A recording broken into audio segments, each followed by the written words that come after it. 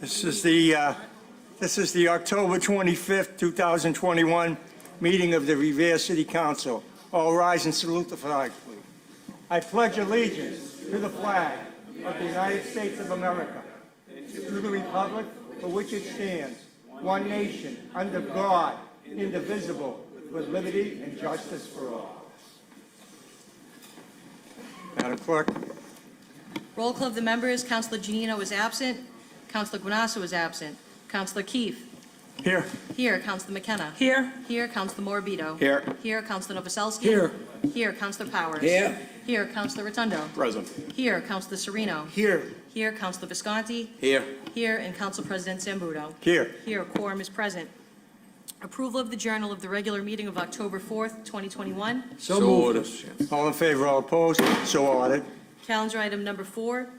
Hearing called is ordered on a loan order in the amount of $1.3 million for the MWRA lead service line replacement loan program. This is a public hearing. We'll hear from proponents. People in favor? Mr. Director. Good evening, councilors. Don Charmella, Chief of Infrastructure in the DPW, 215 Rice Avenue, Revere. I can't speak enough about this loan order. Obviously, it speaks for itself. It's to continue the removal of lead services from the water distribution system in the city of Revere. It's obviously very important, and we need to continue this work. And I don't know if there's any questions, but Well, we'll go through the hearing. If there's any questions, we'll ask them later. thank you. Thank you. Any other proponents? People in favor? Mr. CFO. Good evening, Council. Rich Viskey, CFO, 281 Broadway. I'm here to speak in favor of this program. This is a loan program through the MWRA that allows us to do these infrastructure repairs with the interest, zero interest loan for 10 years, so you can't borrow money much cheaper than 0%, and therefore I am in favor of this program. Thank you very much. Thank you. Any other proponents? Hearing and seeing none? Oh, we have a letter. The clerk will read a letter from the We have a letter from the Engineer. city engineer, Nick Rystrom. Please accept my sincerest apologies for not being able to address you in person.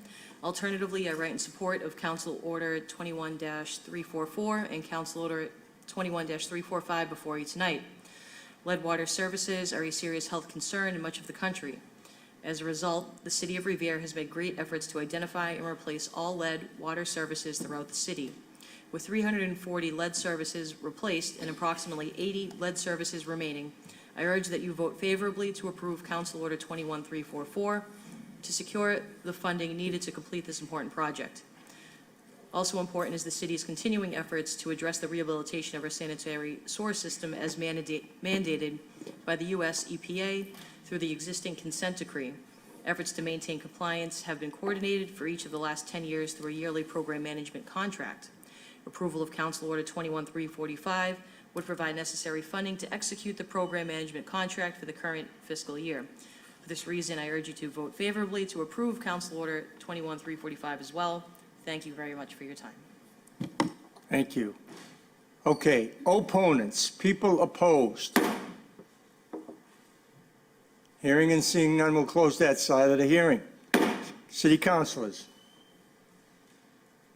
No? Council Powers. Thank you, Mr. President. Donnie, can I get a second? Excuse me, Donnie, does this have anything to do, or is it a related program with regard to the $3 million we approved a couple of weeks ago for the 8-inch lines? No, it has nothing to do with that. Okay. This is totally separate. These are only the lead service Just line okay. from the mains to the homes. Okay. Thank you, Donnie. You're welcome. Thank you, Mr. President. Council Novoselsky. Thank you, Mr. President. Mr. Superintendent, with this money and the lines from the service box into the homes, is that free to our residents? Yes, it is. It is, so that's even more reason for us to do it. So Absolutely. just want everybody to know, they won't have to pay for it, guys. We're doing it. Nope. Thank you. Mr. President? Councilor Rotundo. Thank you. With that said, I believe there is Winthrop Place that lacks a straight line. I would expect that if the city's going to expend that money with that street currently, you would probably do that there, correct?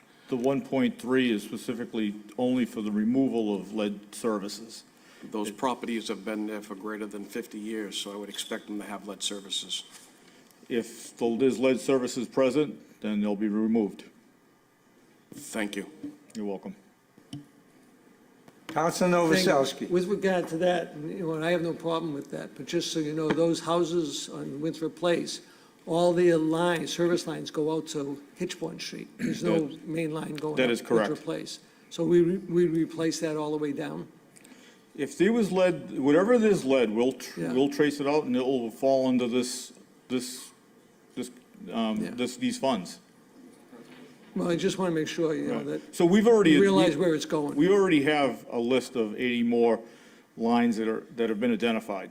And this money is the removal of the ones that we already have knowledge of.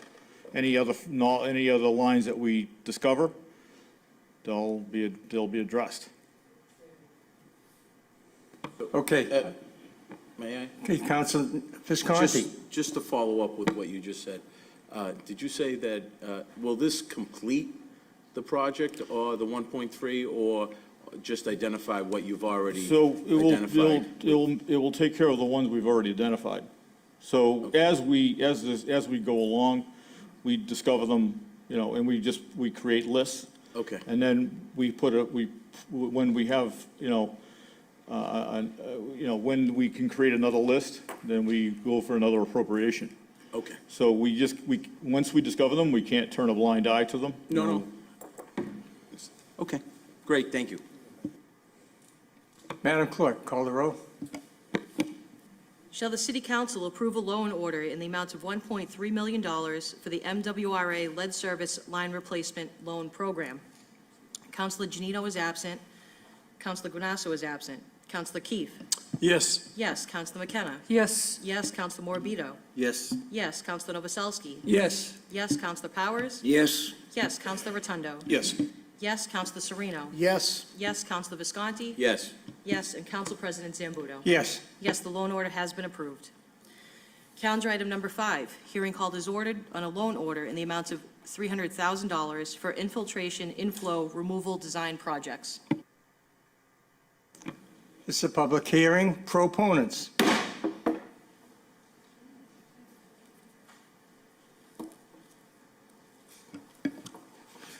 Good evening, Richard Viscay, 281 Broadway, City CFO. This is another program run through the MWRA that actually is a 55% loan forgiveness, so we will only be responsible for 45% of this $300,000 once we borrow it. So I guess I thought there was no better than 0%, but I was guess gonna there say, is. this sounds I'm a little better contradicting than myself, but 0%. my apologies, but Okay. if there's any questions, please let me know. Thank you. Thank you. Any other proponents? People in favor? Hearing and seeing none, we'll close that side of the hearing. Opponents? Anybody opposed? Hearing and seeing none, we'll close that side of the hearing. Councilors? Councilor Morbido? Mr. Fiscay, I just wanted a little clarification. You said this project has received initial approval. So what's the approval process? This is the approval to actually have the loan order executed by the MWRA and Bond Council. So we approved it as part of the CIP, as part of the budget process, but this is actually allows us to borrow the money. So once it's approved through us, it doesn't have to go through MWRA, right? We'll proceed with all the paperwork and the legalese, but your vote will allow for the bonding. Okay, thank you. Councilor Keefe? Thank you, Mr. President. I just, this is probably goes for a lot of these types of projects. We're borrowing the money at no real interest rate. But are we able to use some of the, and I don't want to get into the whole opera conversation tonight, but are we able to use some of those funds to pay these loans back and then offset future budget expenses to, to keep our budget, well balanced, but maybe offset some of the tax levy. Well, this is strictly water and sewer operations, which is an enterprise fund, so any savings that we realize through these loan programs would be passed through to the ratepayers, not necessarily the tax levy. Thank you. Mr. Viscaи? Well, No chance, Council Vice President Visconti. thank you. No chance on getting this program for the one that we just approved, is there? No, there's 3 or 4 different loan programs. The lead service replacement is one. The I&I program is for inflow and infiltration, which is getting the sewer water and the drain water separated. And then they also have a water main replacement program, which you've authorized previously as I well. figured So you would have taken, if there I was, could have, I figured you would have would've taken advantage of for it, sure, right? yes. Any other councilors? Seeing none. Madam Clerk. Shall the City Council approve a loan order in the amount of $300,000 for infiltration, inflow removal design projects? Councilor Janino was absent. Councilor Guanasso was absent. Councilor Keith? Yes. Yes. Councilor McKenna? Yes. Yes. Councilor Morabito? Yes. Yes. Councilor Novoselsky? Yes. Yes. Councilor Powers? Yes. Councilor Rotundo? Yes. Yes. Councilor Sereno? Yes. Yes. Councilor Visconti? yes. Yes. And Council President Zambudo? Yes. Yes, the loan order has been approved. Calendar item number 6, hearing called is ordered on the application of the City of Revere, 281 Broadway, Revere, Mass., seeking a special permit from the Revere City Council to reconstruct a nonconforming structure to enable the appellant to construct a 37,500 square foot public works building at the Department of Public Works site at 321A Charger Street. This is a public hearing. Proponents. Name and address for the record, please. Simon Tempest, 7 Parsons Walk in Marshfield. Good evening, President Zambuto. I'm the owner's project manager for the DPW yard in Revere.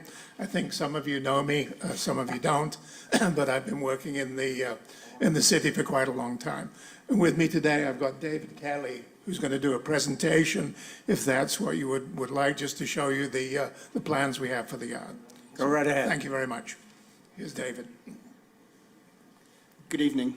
Name and David Kelly- address for the record, please. David Kelly, Meridian Associates, 500 Cummings Drive, Beverly, Mass. Great, thank you. Proceed. Sure. So we are here to propose to renovate, to demolish the existing DPW building and propose a larger, more modern, more functional building for use for the DPW. The larger building will allow them to store a lot more equipment inside the building and keep the site a lot cleaner, so we won't have as much debris sitting around outside. We are going to improve the soil, the top covering, so instead of there being broken pavement everywhere and some dirt and piles, we're going to pave everything. We have a stormwater system that meets DEP guidelines. It's going to be basically in the same spot it is now. We are proposing a new salt shed in the rear, some new concrete bins for spoils and, extra hydrants and crushed stone, things like that off in the back corner. These concrete blocks will be all interlocked and permanent, so they won't be able to get pushed around the site as time goes on. This new building will also allow for better office space and training rooms and other various rooms needed to maintain the equipment and to meet DPW's needs. There's going to be about 51 parking spaces that will be available to the public. There is going to be 2 security gates on either side, so the public cannot access around the building, but they will still be able to park, go in, pay water bills, do whatever they need to do. Do you have any plans you want to show us, or?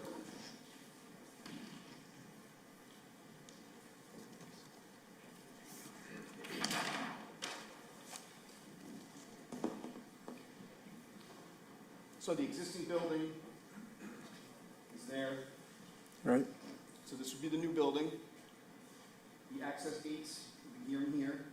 The main entrance would be in this corner. Salt shed along the back. These are those storage bins I was talking about for the spoils. And we've got a nice landscape berm and buffering right in there. We have, like I said, a new stormwater management system to better treat the stormwater and help with the environment. We have presented this to Conservation Commission, and we have received approval.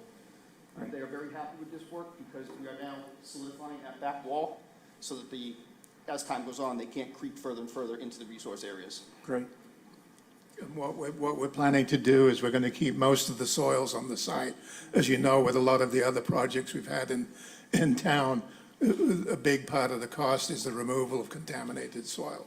But we're actually going to build the grades up here and raise the site so that it improves the site. We know you've had a lot of experience with the soils. Too much. We built 5 schools. Long time coming. I was a teenager working at the DPW during summers in high school over 10 years ago, and the DPW facility that's there now needed to be rebuilt back then. So God only knows how bad it's gotten, in over 10 years. But I had a question. I think it would be more for the administration, more so than the project manager. But I was talking with a city employee last week who had mentioned, we were discussing fire trucks that have to go out of the city to get serviced, DPW equipment that has to go out of the city to get serviced.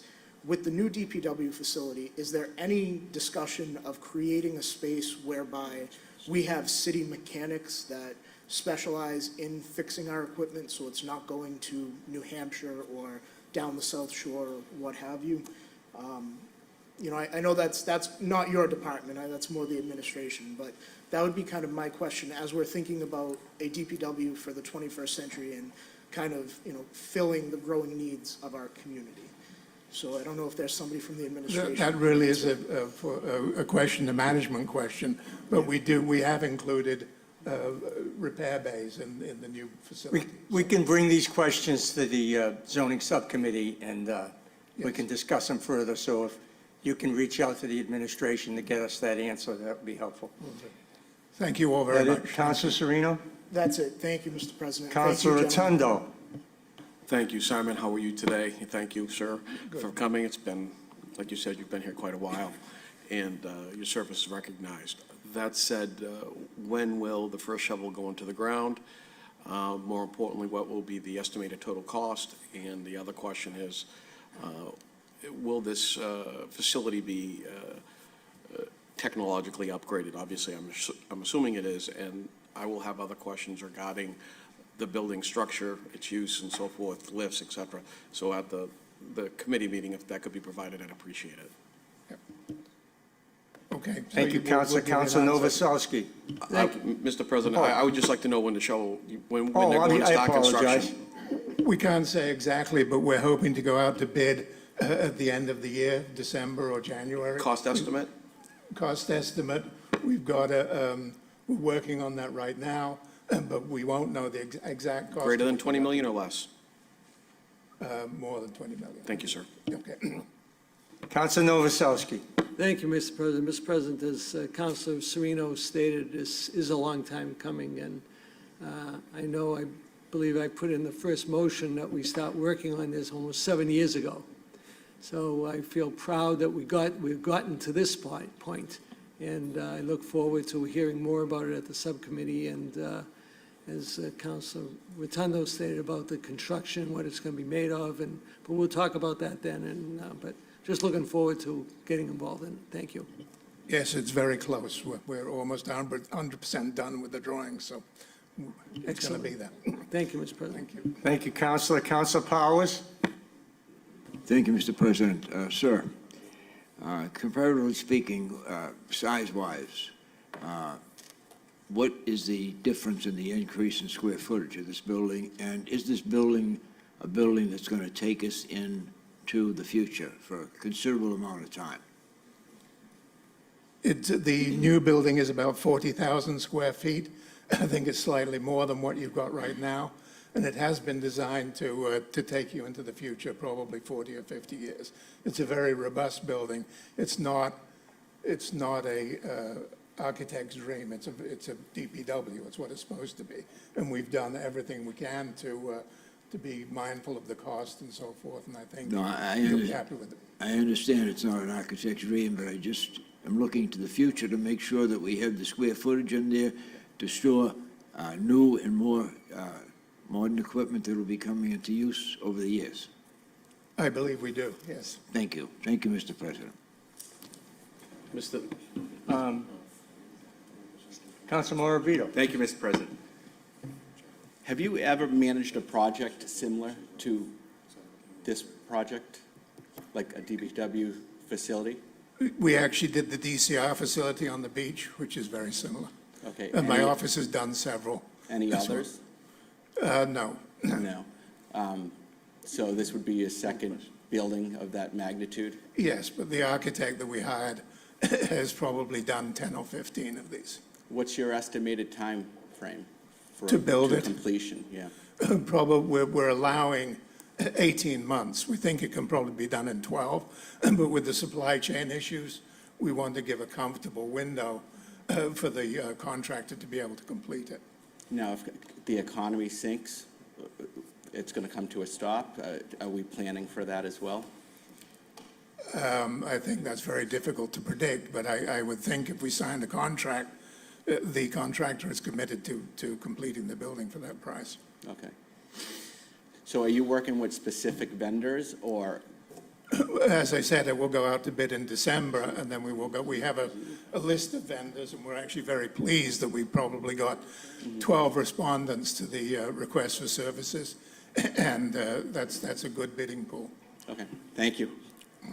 Council Vice President Visconti. I'm sorry, I have one question, Simon. You said it's slightly larger. The existing, or the projected square footage is going to be 40,000? Correct. Okay, and in the current, I don't know the existing. is that correct? I don't have the exact square footage of the, Give me a roundabout. it's probably around 20, 25. It's substantially bigger. It's substantially bigger, Yes. or, okay, and what'd you say, the existing is what, 25? Probably in that Okay, ballpark. all right, so it's almost double. It's pretty close. Okay, that's more than slightly, that's why. Yeah. Okay, thank you. Well, this has been a long time coming. Some of us have been here quite a while, and we've been looking forward to this day. So this is a step along the way, and we'll see you in zoning. Thank you. Thank you. Calendar item number 7, hearing called is ordered on the application of Danny Smith, Vertuccio and Smith Funeral Home, 773 Broadway, requesting a special permit from the Revere City Council to raise the existing non-conforming residential structure and permit the operation and construction of a brand-new funeral home at the corner of Mountain Avenue and School Street at 9 Mountain Avenue. This is a public hearing. Proponents, people in favor.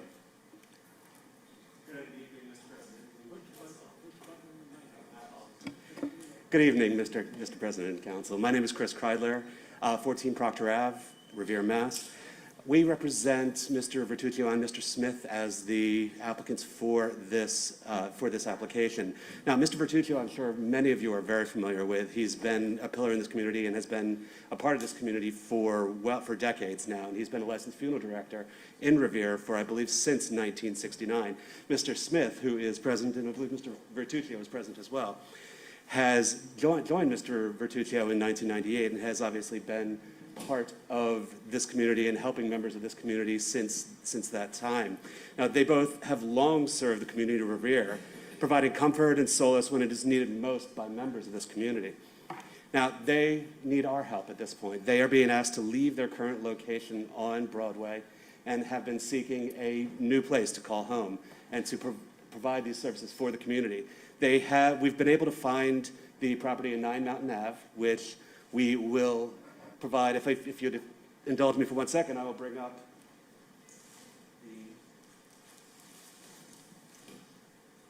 the proposed plans. And on tonight's agenda as well is also the proposal for 100 School Street, which I believe would be the next item on the agenda.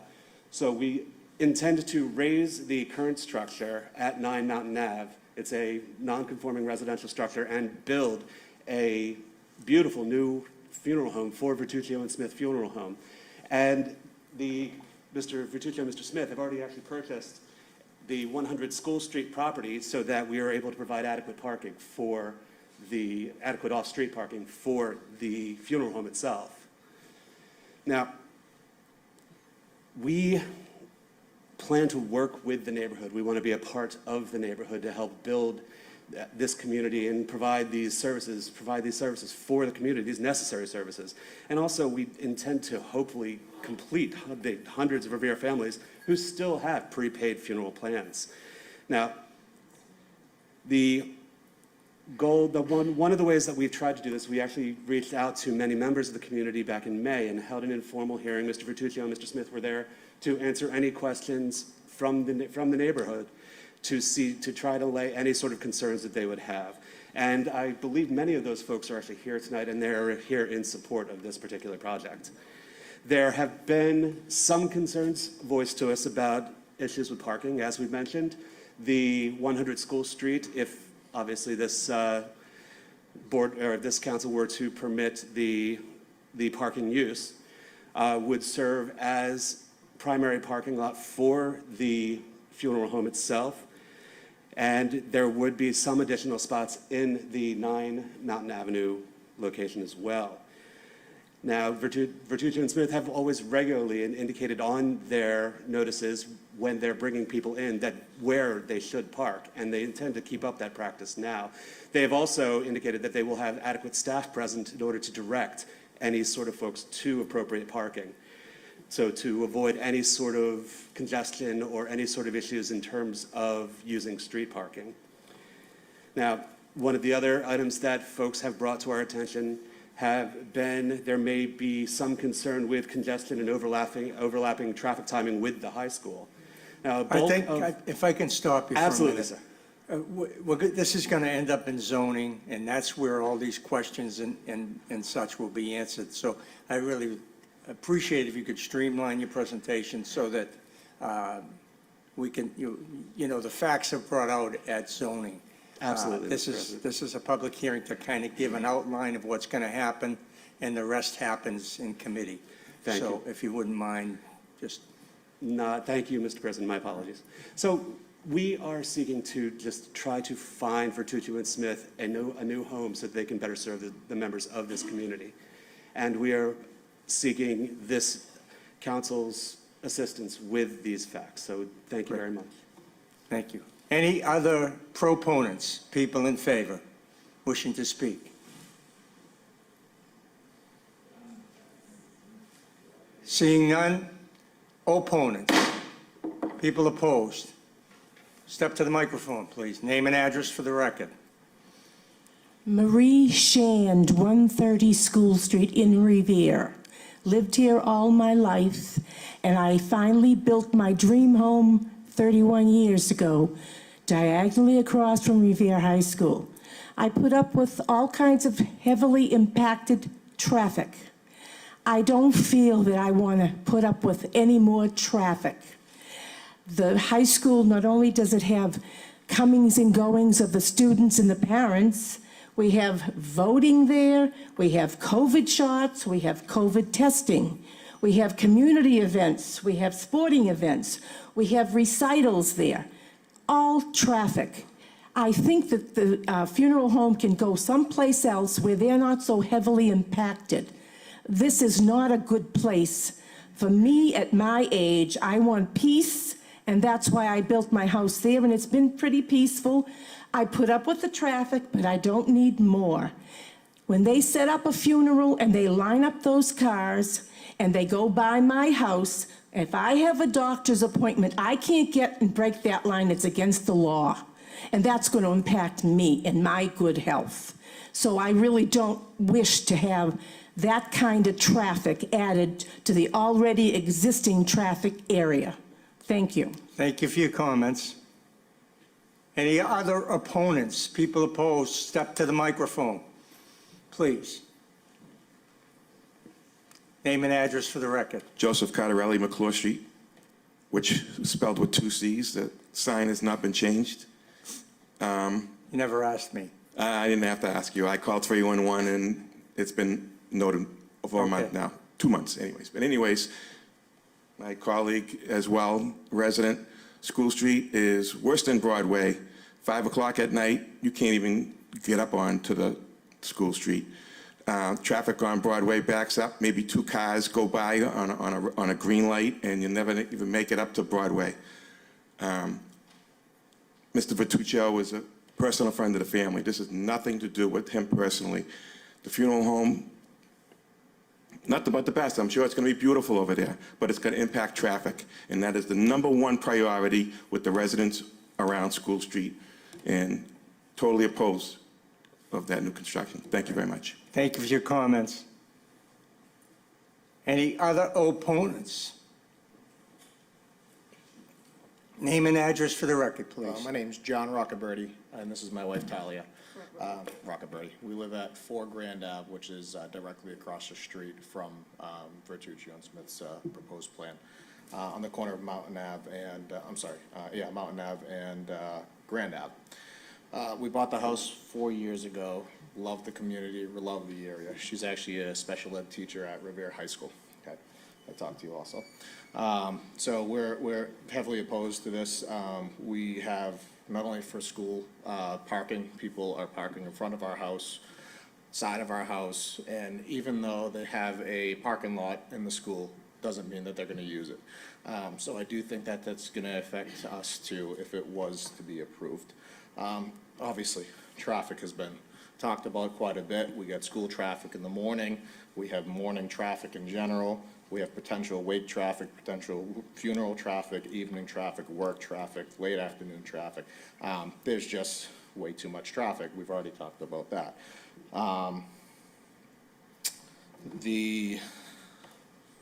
There is a likelihood for decreased property values because of the fact that there is a funeral home across the street. Not only that, we have a 2-family. Not the most, even though it might be beautiful, it's not the most pleasurable thing to be across the street from, looking from people that are looking to rent that too. There's heavily populated funeral homes in the area already. I mean, right across, around the block, 2 blocks away, there's Vaza. About a half a mile away, Bonfiglio's. This doesn't seem to benefit anyone else in the area as far as the residents, besides, I think, the funeral home themselves. Again, special ed kids walking around, students in general, it's probably not as safe for the community as we'd like to see. And maybe we request a traffic study to prove that, since it has been heavily talked about. Great. Thank you for your comments. Thank you. Any other opponents? Name and address for the record, please. Dennis Sasso, 19 Grand Ave. My grandfather built the first 3 of the first 4 houses on Grand Ave in the 1950s. My family continues to reside there, in addition to myself and other people in the neighborhood. We just feel as though there'd be too much traffic and congestion. East Mountain Ave has parking all along the side of one side only. When this funeral parlor is built, if they access it through 9 Mountain Ave, there would be overflow onto the Grand Ave area, onto East Mountain Ave. It's going to create a tremendous traffic and parking issue, which we think they will come into our neighborhood and our street and park. My family has used Vertuccio for every single one of their loved ones and close family members, and we are against this. And there's been many opportunities. The liquor store that was right next to Vertuccio was sold. So there have been opportunities as you drive around Revere. There are vacant commercial buildings for lease and for rent. So this property, which again, since my grandfather built the first houses there, has always been residential, is now being turned into a commercial. And it's just not going to be good for the neighborhood, and it's not going to be good for the people who live there. We don't feel as though it should be built. And again, we're supporters of Vertuccio's business, but not turning a residential neighborhood into a commercial traffic area. Thank you for your comments. Name and address for the record.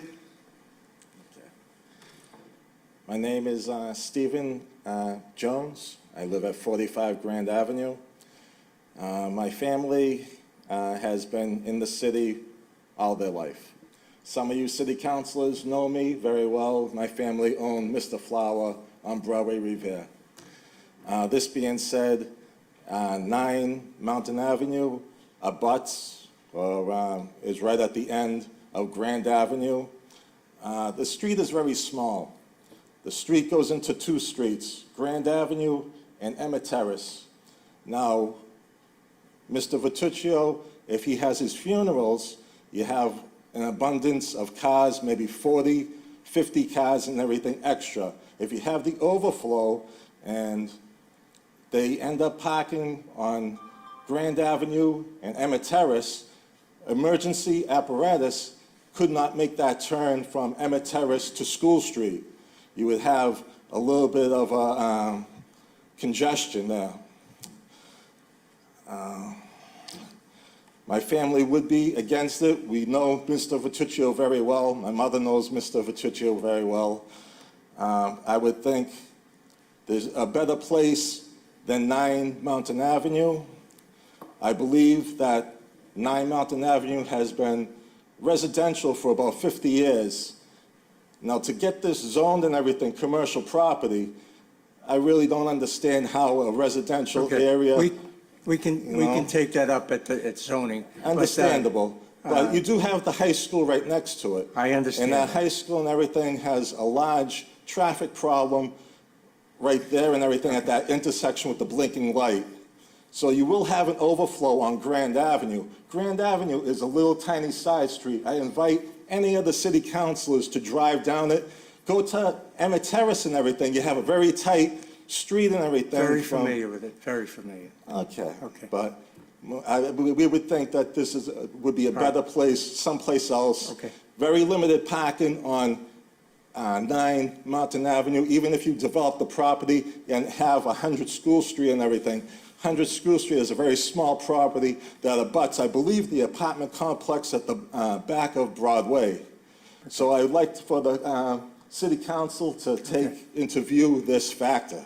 This will be in zoning, and it'll all be taken up. Thank you for your Okay. comments. Thank you very much. Thank you, everyone. Any other opponents? Name and address for the record. Yes, sir. Good evening. My name is John Denzel Mercado from 5 Oliver Terrace. So I'm here to let you know that we do, sir, respect and your business. You know, I think it's a very integral part of the community.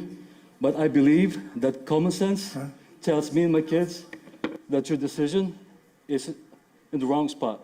Excuse me, sir. Yes, sir. Address me, Thanks. not the Sorry. audience. And I also believe that an educated decision also tells me it's the wrong spot. I have no reservation and that they're able to find, you know, a better location for the beautiful funeral home. But at this point, again, this spot, the decision to put the funeral home across from my place in the high school is the wrong decision for the whole neighborhood. Thank you. Thank you for your comments. Any other opponents?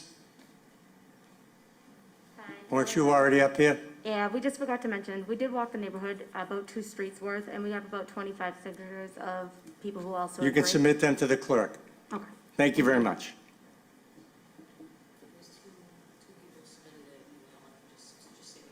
Yeah. I received 2 opponents via email, Lisa Machula, 50 East Mountain Avenue, and another opponent, Maria and Regina Neer of 38 East Mountain Avenue, also recorded as opponents. No further comments. Zoning. Calendar item number 8, hearing called as ordered on the application of Danny S. Smith, Vertuccio and Smith Funeral Home, 773 Broadway, requesting a special permit from the Revere City Council to raise the existing residential structure and construct a private parking lot on Lot D at 100 School Street, Revere, Mass., to enable the appellant to meet the required parking needs for a proposed funeral home at 9 Mountain Avenue. Proponents, the public hearing proponents.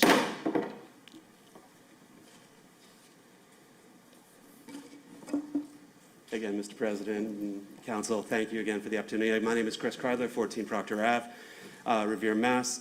In terms of the parking, one of the goals, obviously, that we want to try to do is to avoid any sort of overflow parking in terms of street parking on Grand Avenue and on any of the surrounding streets. That was certainly part of the reason why Mr. Smith and Mr. Vertuccio purchased 100 School Street, to create this parking availability.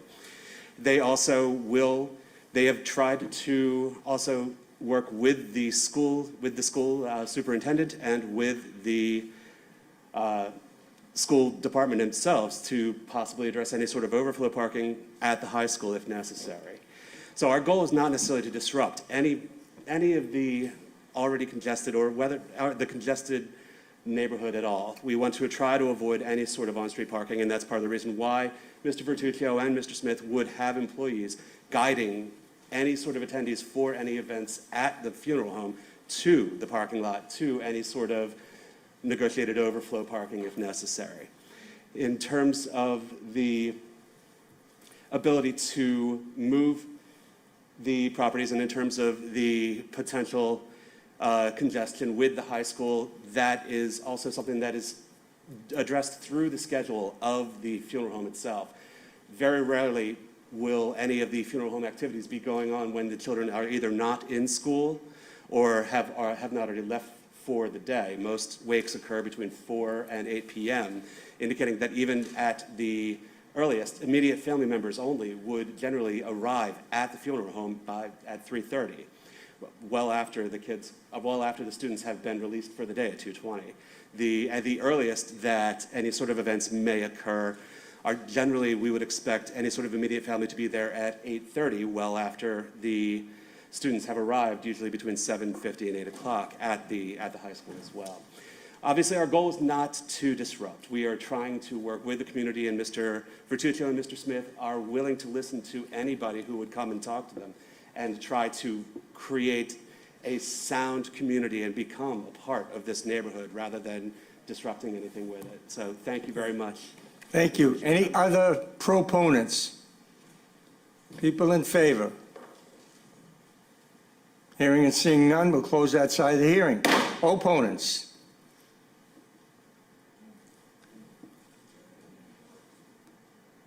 Do you want to speak, or you just want to raise your hand? No, I want to speak. Step to the microphone, please.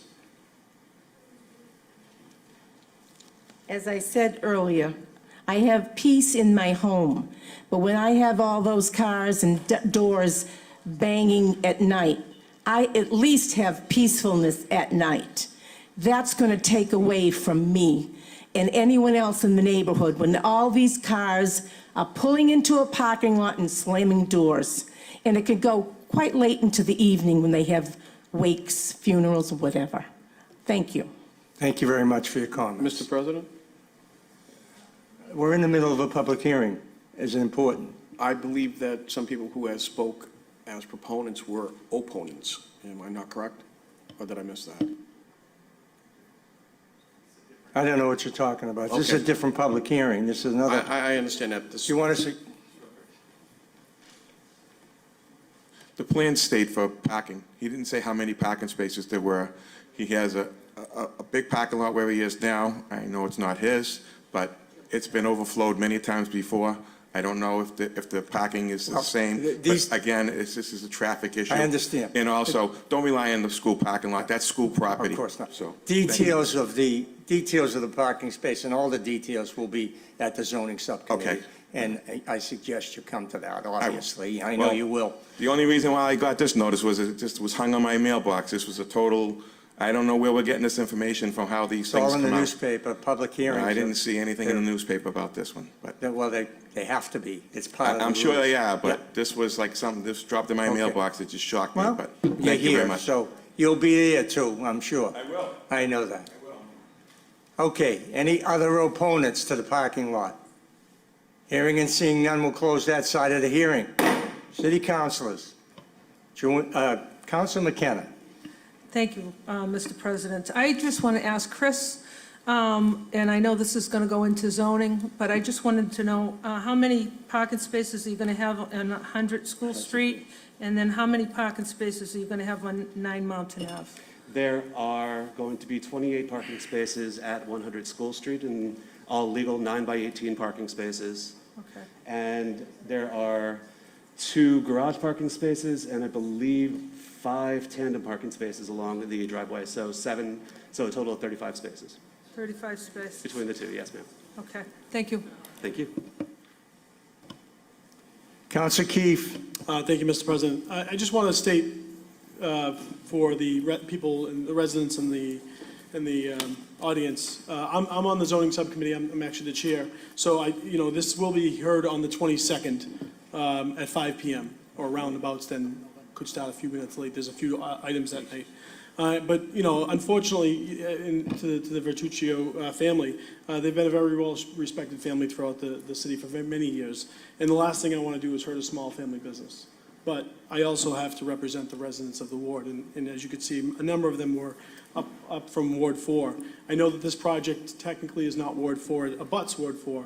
I just would hope that in zoning and in further developments and conversations that we can have a little bit more of a community conversation, because apparently there was a community meeting, but no one in Ward 4 knew about it. I didn't know about it, quite frankly. So that's probably part of the ire from the residents. So our job is to try and help everyone come together. Now, at the end of the day, the decisions are going to be made, and whether or not everyone's going to be happy.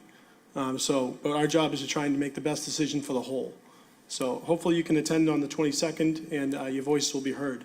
And I can assure you that I'll be there to ask continued questions. Thank you. Thank you, Councilor. Council Vice President Visconti. Thank you, Mr. President. I just want to continue on with what Councilor Keefe said. I guess my concern was what the other gentleman just said, that he was just notified, and it was just posted on his mailbox. And I'm sure it's gone through the proper process. But what I don't want to see in zoning is that that all of a sudden nobody has been notified and says that they haven't been notified. I want that community involvement as well on this, and that's obviously a place that many residents have lived there. Yes, a decision's going to be made, but it's important to get the residents' opinion and what they think as well. So I advise that anybody in that area to participate and not be sticker shocked, as they say, because it's important. We don't want to do this and make a decision at the last minute, and then all of a sudden somebody says that they didn't know about it. So this is obviously the start of it. It's going to go to zoning, but I would hope that in between that time frame that the residents get involved and answer, have questions, reach out to the Vertuccio family, and hopefully have some questions answered as well. Thank you. Just before I go any further, there are rules that govern who gets notified and who doesn't get notified. If you're in a direct abutter, you get notified. So the reason you didn't get notified is you're not a direct abutter. Just wanted to clear that up with everybody. But there are rules as to who gets notified, who must be by law notified. And of course, it's also easy to put flyers on other people's property, which is a good thing. But just wanted to clear that up. Councilor Serino. Thank you, Mr. President. Just a quick question for you. There are a lot of people, a lot of members of our community in the audience tonight. And with something like this, could we just kind of get a tally of raise of hands of who might be in favor? Because I think most of the people here tonight are probably here on these two items. Could we just get a tally of who's in support and who's opposed, just as a straw poll? We will before we send it to zoning. Okay. Thank you. Councilor Rotundo. Council Serino, I vote my concern. Thank you. Councilor Morabito. Thank you. If I can just ask the legal counsel to provide a concrete plan to address, not right now, for a subcommittee to address overflow traffic, overflow parking, and how you're going to relieve the anxiety of residents in their concerns. So if you can be prepared to answer those questions in subcommittee. Thank you, Mr. Okay, now we can have a Show of hands in opposition.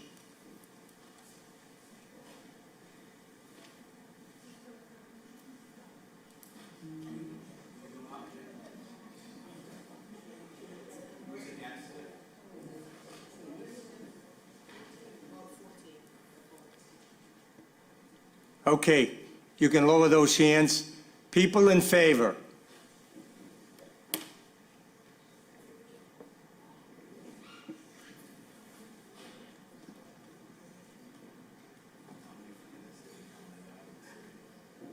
Doesn't matter. Don't over.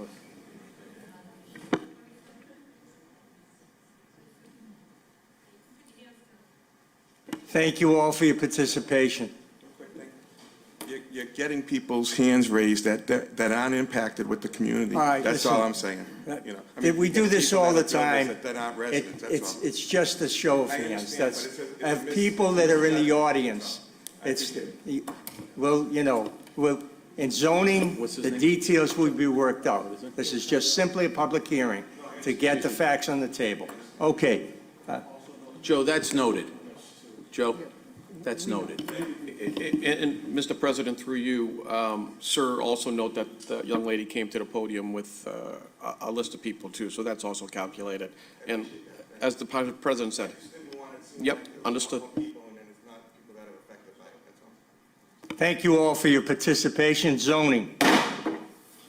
Calendar item number 9, hearing called as ordered on the application of 333 Libra Bank Highway LLC, requesting permission from the Revere City Council to convert the existing office building to establish 12 apartment units therein by filing of planned unit development for the property located at Hold on a 3 second. We're going to take a 2-minute recess.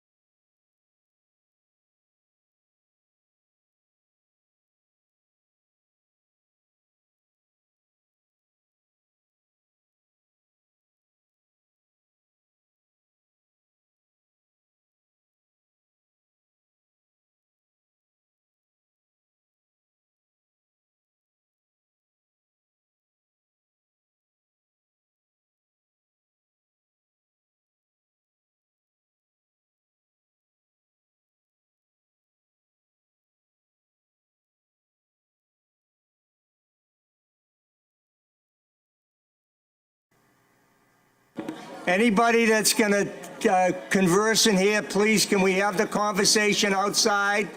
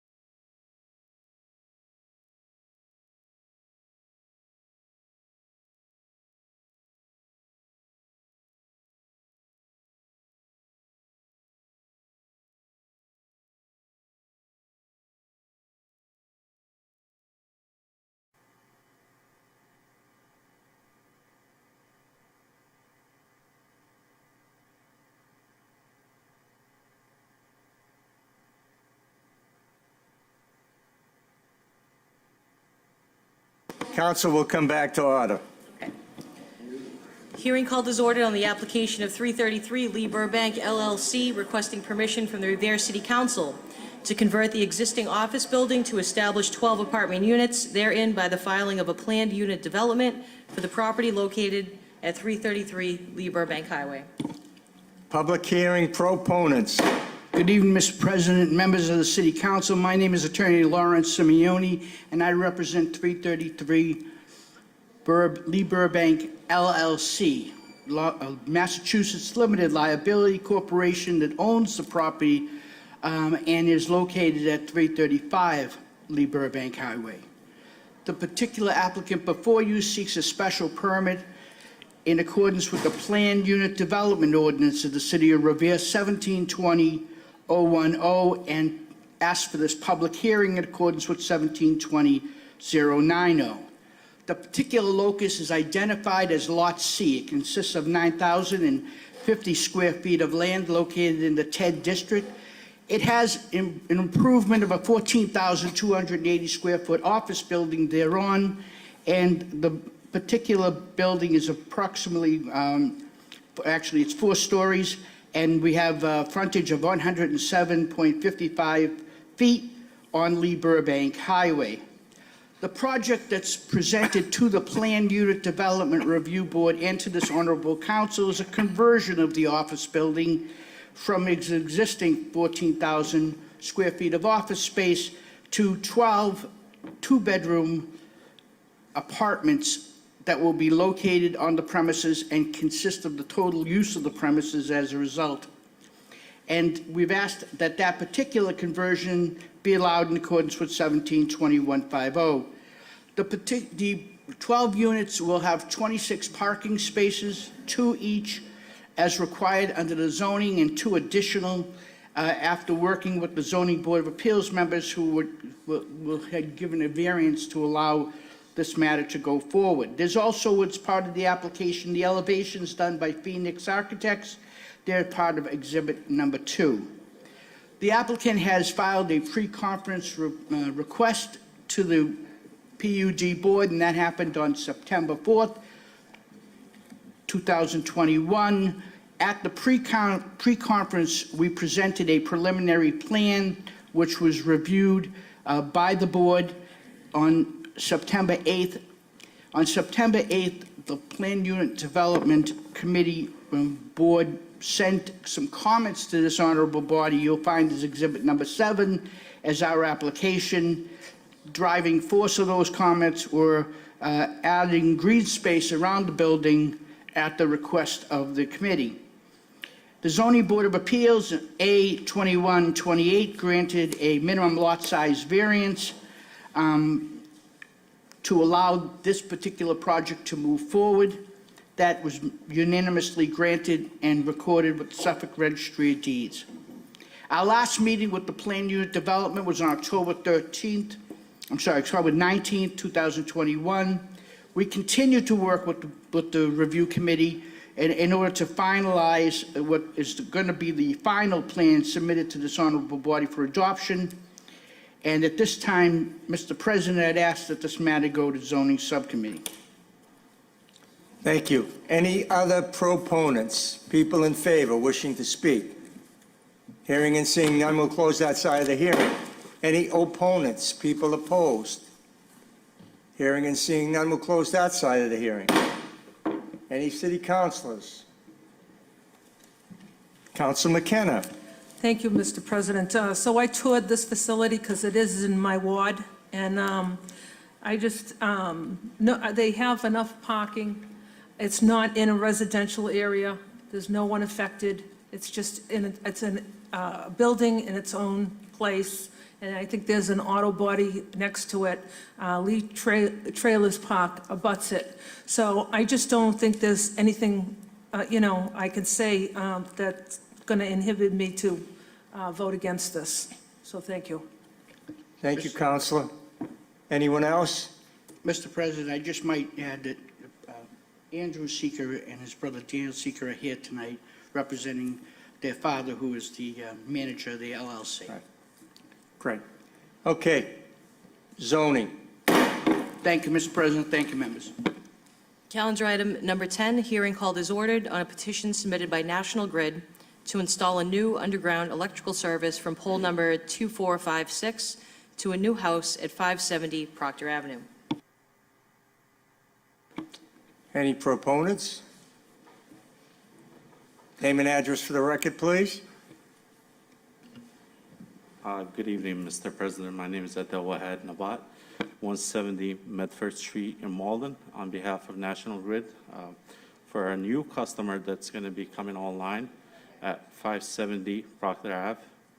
And the customer would like to install two 4-inch conduits from an existing pole in front of his property into his lot. Thank you. Any other proponents? Hearing and seeing none, we'll close that side of the hearing. Any opponents? People opposed? Hearing and seeing none, we'll close that side of the hearing. Any councilors? Councilor Keefe. Thank you, Mr. President. I just wanted to say, this person building a home, this would be a big disruption if they were not able to get this taken care of, so I would be a proponent of getting this product. Thank you. Thank you. Okay. Roll call on the map. Shall the City Council approve the petition of National Grid to install underground electrical service from pole number 2456 to a new house at 570 Proctor Avenue? Councilor Janino is absent. Councilor Guanasso is absent. Councilor Keefe? Yes. Yes. Councilor McKenna? Yes. Yes. Councilor Morbido? Yes. Yes. Councilor Novoselsky? Yes. Yes. Councilor Powers? Yes. Councilor Rotundo? Yes. Yes. Councilor Sereno? Yes. Yes. Councilor Visconti? Yes. Yes. And Council President Zambudo? Yes. Yes. The petition has been granted. Thank you. Good evening. Calendar item number 11 is the Ways and Means and Zoning Joint Meeting Report from October 18th. Council Vice President Visconti and Chairman of Zoning, Councilor Keefe. Thank you. Oh, go ahead. No, go ahead. Keith. Okay, thank you. I'm sorry. You know, so this was one that we brought out. We wanted to make sure that we're able to bring it out into a public hearing. So rather than delay it any further, in reference to alleviating some water rates for owner-occupied multi-unit houses of 4 or less units. There was some conversation of having 6 or less units. The wording currently stands as 4 or less units. And I think there's still an opportunity, if the council so desired, to amend that language to 6. However, some of the comments and questions we did have, and we were hoping to get before the public hearing on November 8th, was how many units in the city that would impact. We don't estimate that there are that many owner-occupied 4 or 6 units buildings in the city.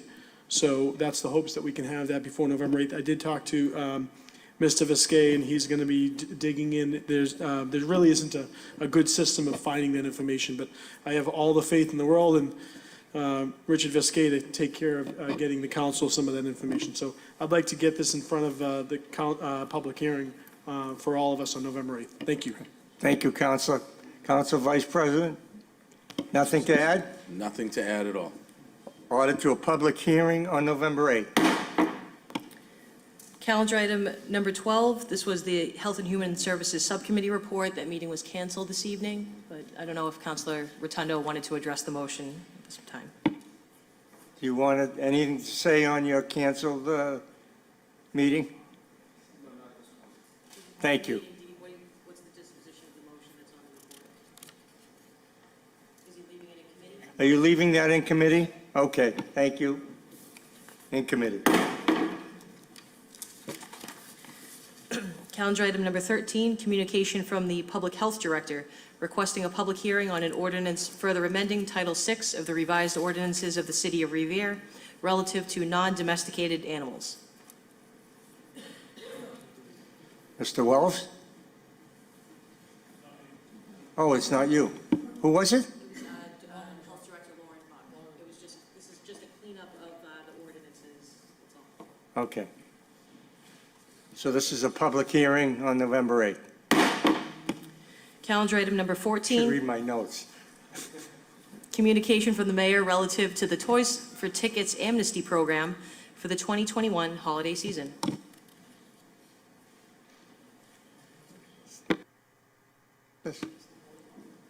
Anybody here from the administration want to address this? I say we approve it. Oh, wait a minute. We have administration officials here. Let them make their case.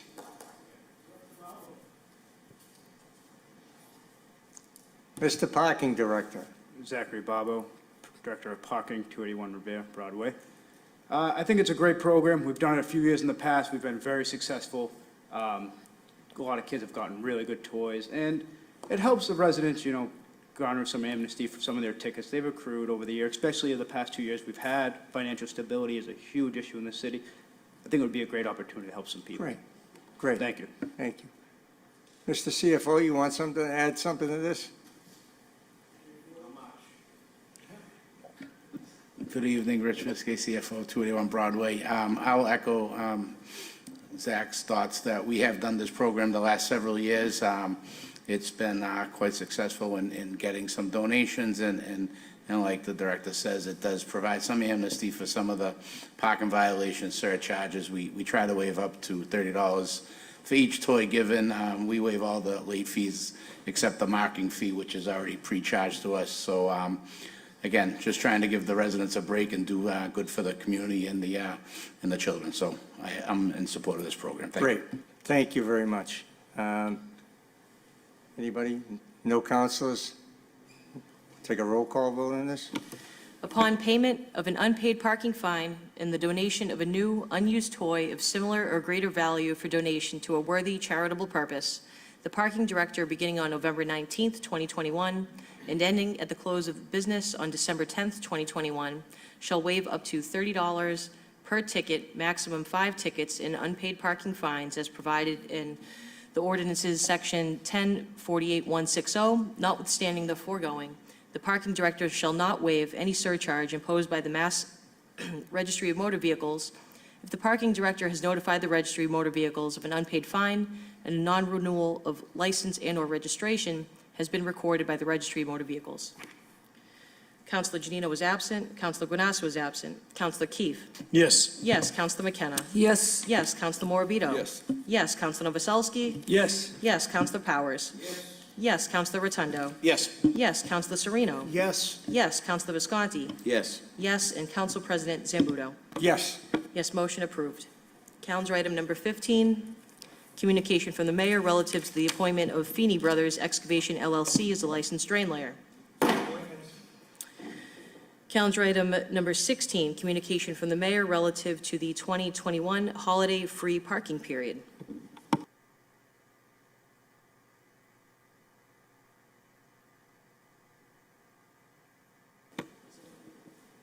You want, go ahead, Zach. Once again, this is a program we've done in the past, and we spent a lot of time trying to promote Broadway Business District with the Central Ave business permits, as well as a cheaper metered rate, to promote people to come and visit Broadway and, shop a little bit. So I think it's great. Thank you. Thank you. On the matter, roll call.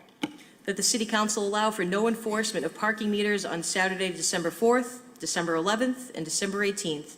Councilor Gino is absent. Councilor Guanasso is absent. Councilor Keefe. Yes. Yes. Councilor McKenna. Yes. Yes. Councilor Morabito. Yes. Yes. Councilor Novoselsky. Yes. Yes. Councilor Powers. Yes. Councilor Rotundo. Yes. Yes. Councilor Sereno. Yes. Yes. Councilor Visconti. Yes. Yes. And Council President Zambuto. Yes. Yes. Motion approved.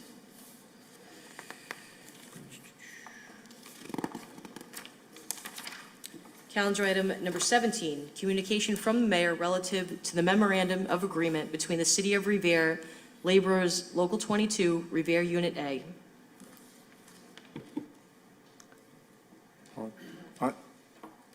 If you want, we're just going to call a roll, but if you want. Yeah, just wanted to let the council know that we have been successful in negotiating contracts with both Unit A and Unit B, which will be your next vote, and I'm happy to answer any questions on the particulars of that contract, but just wanted to Congratulations. acknowledge. Thank you. On the roll. How much are we talking here? Somebody had to ask. Right now, I don't have a specific, some specific amount because of a lot of the gyrations of it, but I think the Unit A management contract is about $75,000 in total for all the managers. And I believe the Unit B, which consists of about 110 employees, comes out to about 200 some odd $1,000. So it's right around the $300,000 mark to settle this. And that's for the entire year. It's not just prorated. That would be the additional cost to fund it for the year for both years. Councilor Rotundo? And thank you, Mr. President, for you to CFO. That would include the director heads, et cetera, correct? That includes the Unit A department heads as well as the Unit B. And who makes up that department heads again? It's, there's basically mostly all departments that aren't exempt employees, so the chiefs of the bureau and some of the confidential employees in HR and the mayor's office are not in Unit A or Unit B, so there'll be a small calculation to also, once this is accepted, we'll probably come forward with the parity clause and we'll take care of the exempts. Anybody else? Call the roll. Shall the City Council appropriate the necessary funds to fund the memorandum of agreement between the City of Revere and Laborers Local 22 Unit A covering the period between July 1, 2021 and June 30th, 2024? Councilor Janino was absent. Councilor Guanasso was absent. Councilor Keefe. Yes. Yes. Councilor McKenna. Yes. Yes. Councilor Morabito. Yes. Yes. Councilor Novoselsky. Yes. Yes. Councilor Powers. Yes. Yes. Councilor Rotundo. Yes. Yes. Councilor Sereno. Yes. Yes. Councilor Visconti. Yes. Yes. And Council President Zambudo. Yes. Yes, the appropriation has been approved. Calendar item number 18, communication from the mayor relative to the memorandum of agreement between the City of Revere and Laborers Local 22, Unit B.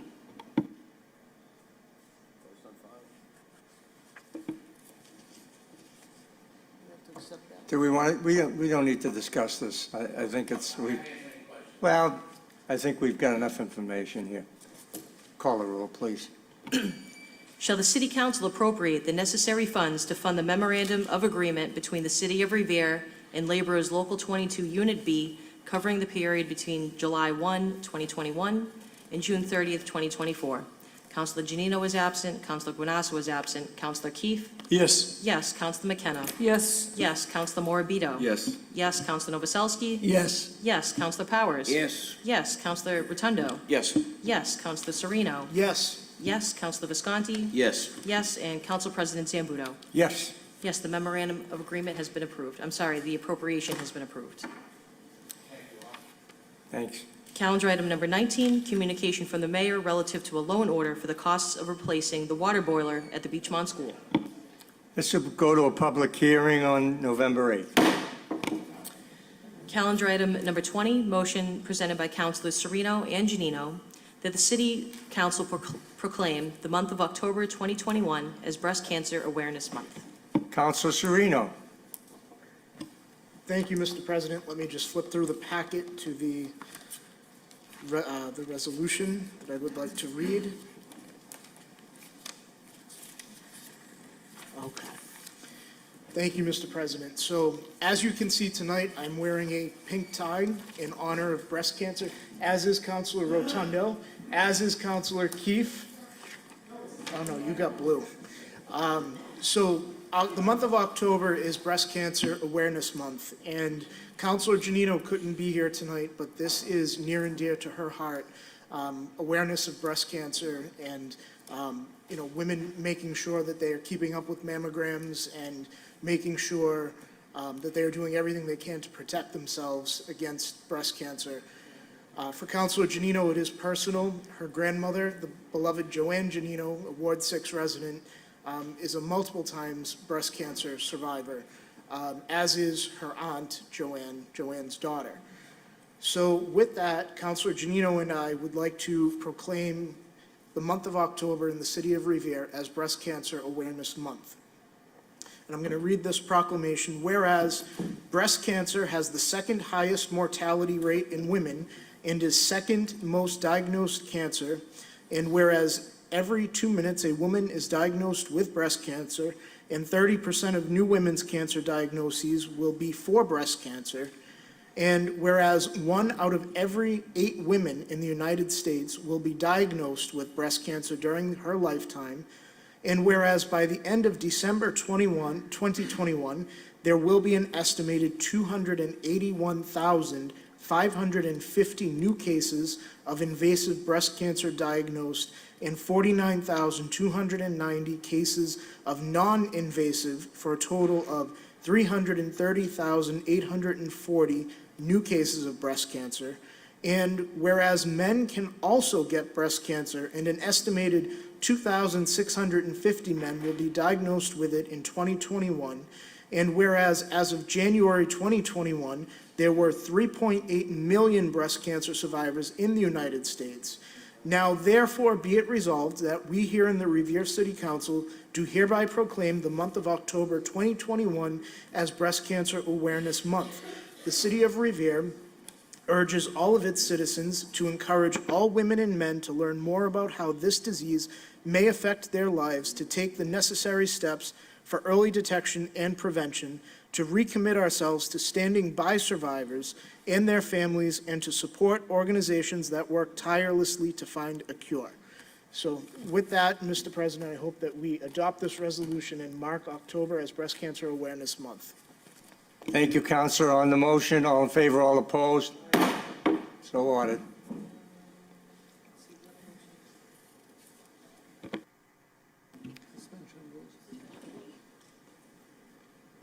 Item number 32. Motion to suspend the rules. Suspension of rules. All in favor, all opposed? Calendar item number 32, motion presented by Councilor Powers that the mayor request the fire chief to appear before the city council to provide an update on the construction timeline for the Point of Pines Fire Station.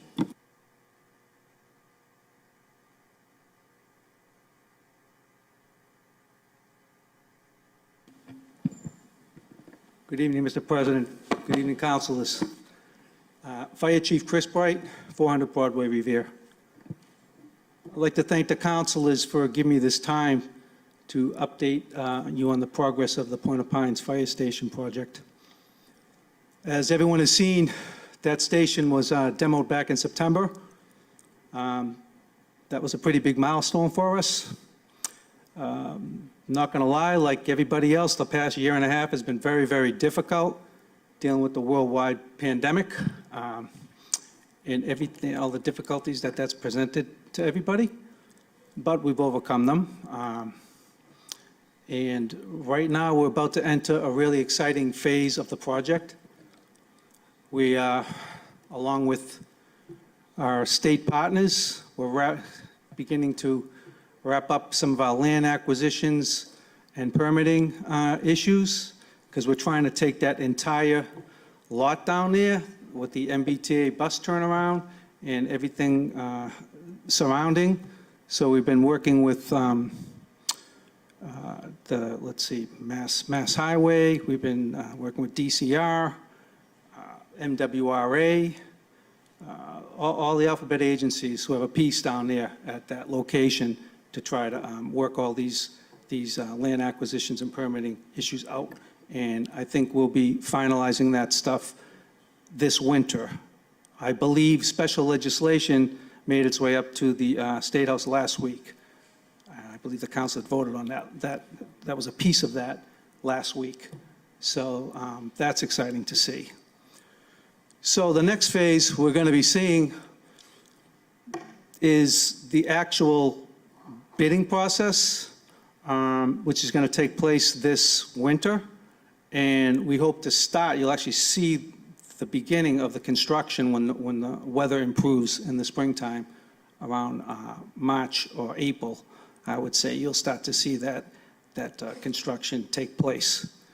The construction schedule for the fire station is 10 months long. So the completion date will be January, I think it's January of 2023. So a year from this January, that station should be built according to the construction schedule. This station, again, we're not just replacing the old Point of Pines Fire Station. You know, we're bringing a modern-day, state-of-the-art, 3-bay fire station there with a training room and a community space component to it that's desperately needed down the Point of Pines for their voting, polling stations, and for community groups, and for our firefighters to train. So that's also a big part of this.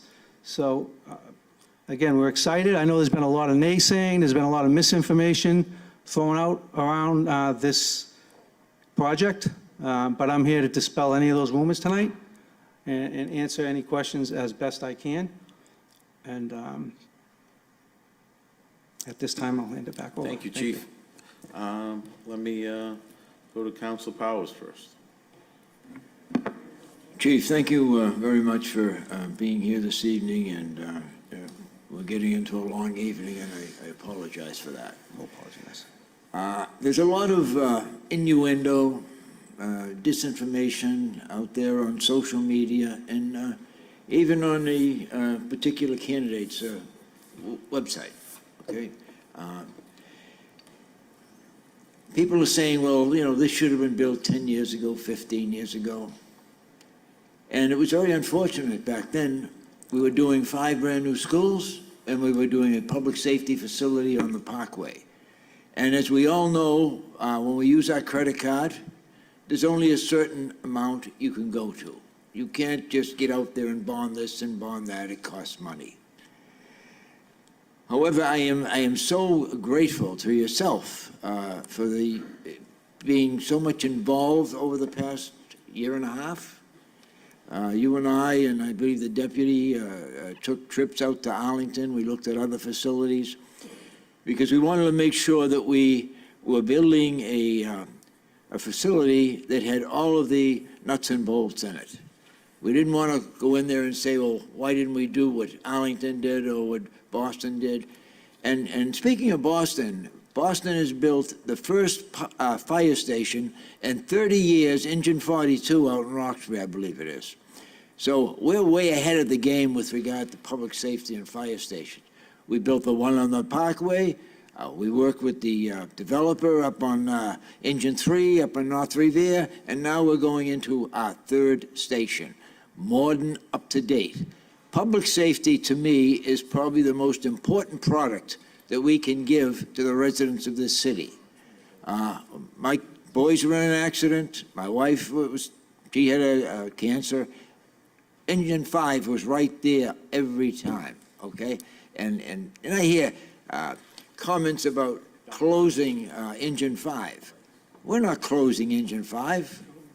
We are not closing Engine 5. Engine 5, there was never any plan to close the Engine 5 fire station, Councilor. I was as disturbed as everyone else to hear that. And as well you should have been, and I am myself. I mean, people go to bed at night and they don't have to lie there and wonder whether or not there's going to be a fire apparatus coming to their home. It's going to be coming, okay? It's going to be coming. And that station down on the Pines is so much needed. You and I would agree, I think, that if Engine 1, Ladder 1 are in Beechmont somewhere, Engine 4 goes out from Broadway, ultimately Engine 5, which I believe was, what, the 2nd busiest engine in the city right now? Yes, it is. Okay. All you've got covering the Pines and Oak Island is, you got a ladder up on Broadway, which is very cumbersome to get there, and you've got Engine 3 up in North Revere, which would take a long time to get there. So I want people to understand that the rhetoric that's out there, the false rhetoric, the lies and distortions, are not what is actually happening. That's why I appreciate your coming here tonight, so that people understand this city is moving ahead in the right direction with public safety and many other programs. Chief, I thank you. We thank you, Councilor Powers, for your support on this. Thank you. Thank you, Chief. Do you have any questions from my colleagues here? I have a question that's not related. What's that? Will you give me the brevity to ask a question unrelated? Not unrelated, no. Sorry. Okay. We got to stick to the rules here, George. You know that. I'm just wondering if we can get more BLS trucks into the city. I've been getting complaints by residents of having extremely long times. Be more than happy to discuss that with you, Counselor. I have some ideas on that myself. Thank you. Back to the regular order of business. Thank you, Mr. President. Thank you, Chief. Chief, thank you again.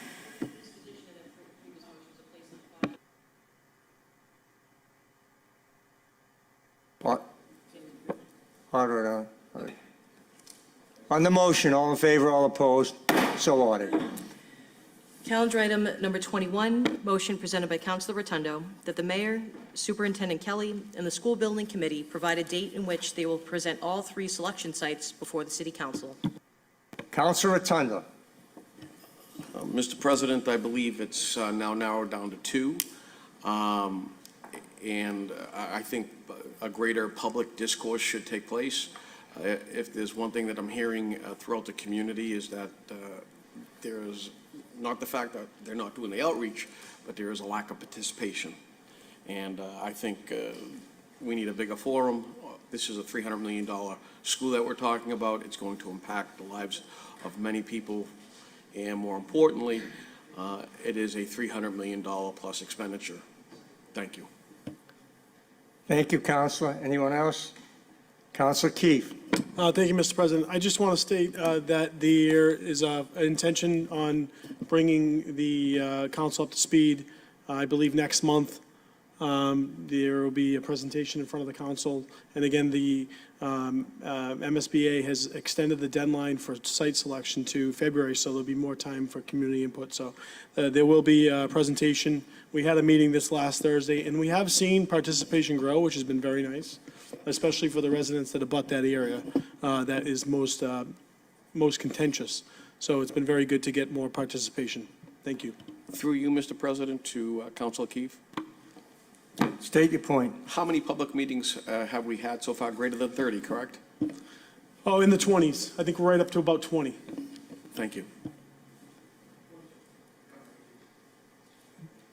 Anybody else? On the motion, all in favor, all opposed, so ordered. Calendar item number 22, motion presented by Councilor Rotundo that every public meeting conducted by a board, council, commission, and/or any group meeting in the Revere City Council chambers begin all meetings with the Pledge of Allegiance. Councilor Rotundo. Thank you. Quite frankly, this beautiful hall, revered as Paul Revere, as shown on the walls, our greatest patriot, or one of our greatest patriots. The flags behind us all serve a purpose. Having served in our military, having been an infantry soldier, I think it is of the utmost respect to start any meeting with the Pledge of Allegiance. Some people may not agree with that. This is America. People have a right to choose. But I have a right to ask. And quite frankly, there are many boards and commissions that have not started their meeting with that. And that's why I put this forward. Thank you. Anyone else? No one else? Ledger Fears. Calendar item number 23 has been withdrawn. Calendar item number 24, motion presented by Councilor Morabito that the mayor be requested to establish a citizens planning committee which promotes citizen participation in planning throughout the city. Participation has been recognized as an important tool in the process of functioning and effective planning. This technique is seen as a method to involve citizens in the planning process and to develop a sense of community responsibility for a plan. Councilor Morabito. Thank you, Mr. President. So the purpose of this motion is to obviously form a citizen committee, one that will act as an advisory board on projects such as ZBA projects, development projects, anything going on. And this would consist of citizens throughout the city from Ward 1, 2, 3, 4, 5, 6, and obviously some wards like Ward 6 that has North Revere, who is basically separated from the rest of Revere. They may have like 2 representatives. This way, the people of Revere's voice will be heard, and it won't act as a political committee, whereas, don't get me wrong, our ward counselors, each and every one of them, do an excellent job. But this would take them out of the equation in the sense you can still go to your ward council when you have pressing issues, but it gives the residents in each of their wards a voice on matters that really affect and impact our city. Thank you, Mr. President.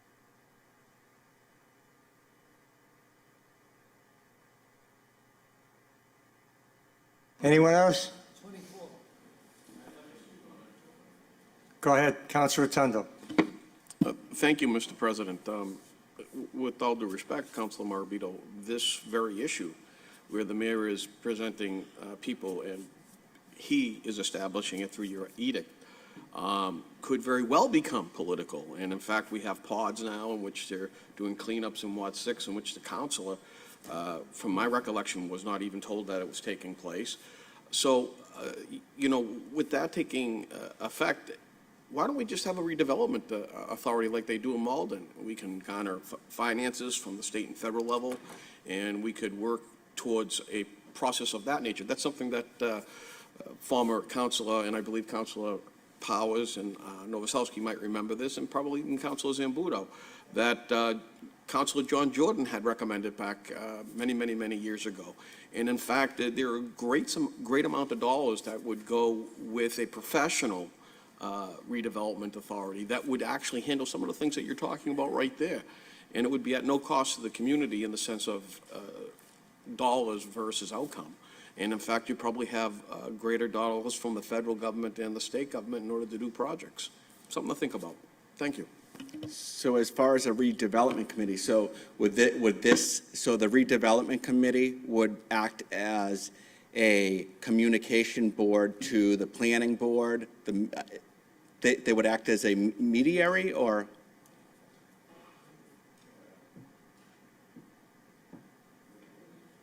So, through you, Mr. President? Go ahead. The main objective of what I want to do is I want the people in every ward, because far too often, you know, I think people should have a vested responsibility, and I think by having the outspoken members in each ward, and I think every ward councilor can say, there are people who really want to maybe get involved, and they have great opinions, and I think without the ward council being their voice constantly, they can have a seat at the table on anything, whether it's beautifying an area or redeveloping an area.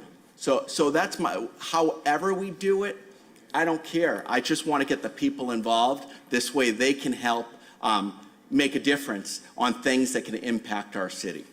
Thank you, Councilor. Councilor Novoselsky. Thank you, Mr. President.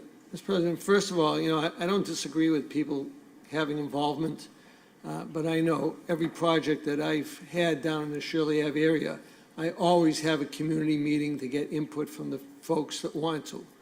There's notices passed out on doorways, emails, Facebook, Twitter. I do it every way I can. Now, before I would ask the mayor to do this, I would want to see some criteria set up before I vote on this and see what the description is, what their entitlements are. So I'm not really prepared to do an open book request just like this. So I would ask that this be put into committee and that we discuss it and maybe forward something to the mayor, you know, in the next couple of weeks and ask him for some feedback on it at that point. Thank you. Through you, Mr. Thank President. you, Councilor. I got another Councilor. Councilor Sereno. Thank you, Mr. President. Through you to Councilor Morabito.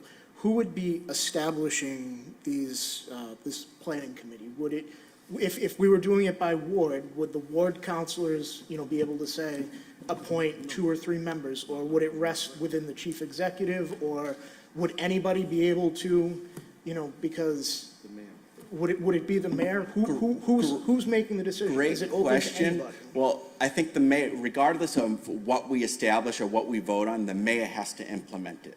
So I'm sure, I can't speak for him, but I'm sure he'd be more than willing to listen to the ward councils, because who knows their ward better than the ward counselors, other than the people themselves in that ward. So I would say the ward counselors would have a very influential role in the position. Through you, Mr. President. In an ideal world. In an ideal world. Councilor Rotundo. Having the luxury of being both a ward councilor and a at-large councilor, I can tell you that whether it be Mr. Pantano up on Park Avenue, I mean, I can go through the list of names of people throughout Ward 4 and the issues that we had up there, from literally a house infested with bugs to drug dealing up on Oxford, to another house that was drug dealing down on Warren Street that we ended up turning into beautiful housing. I can go through literally a litany of various ward issues, and that's where the city councilor is the conduit to the community. That's the purpose of the job. And so being the ward councilor, that's the imperative of it. However, lately I've seen something to the contrary to what you're proposing. And by doing this, you basically put the mayor in the position of the ward councilor by virtue of having his appointed members of that particular ward. And I believe, what are they called, ward pods or something of that nature that's listed online at this point?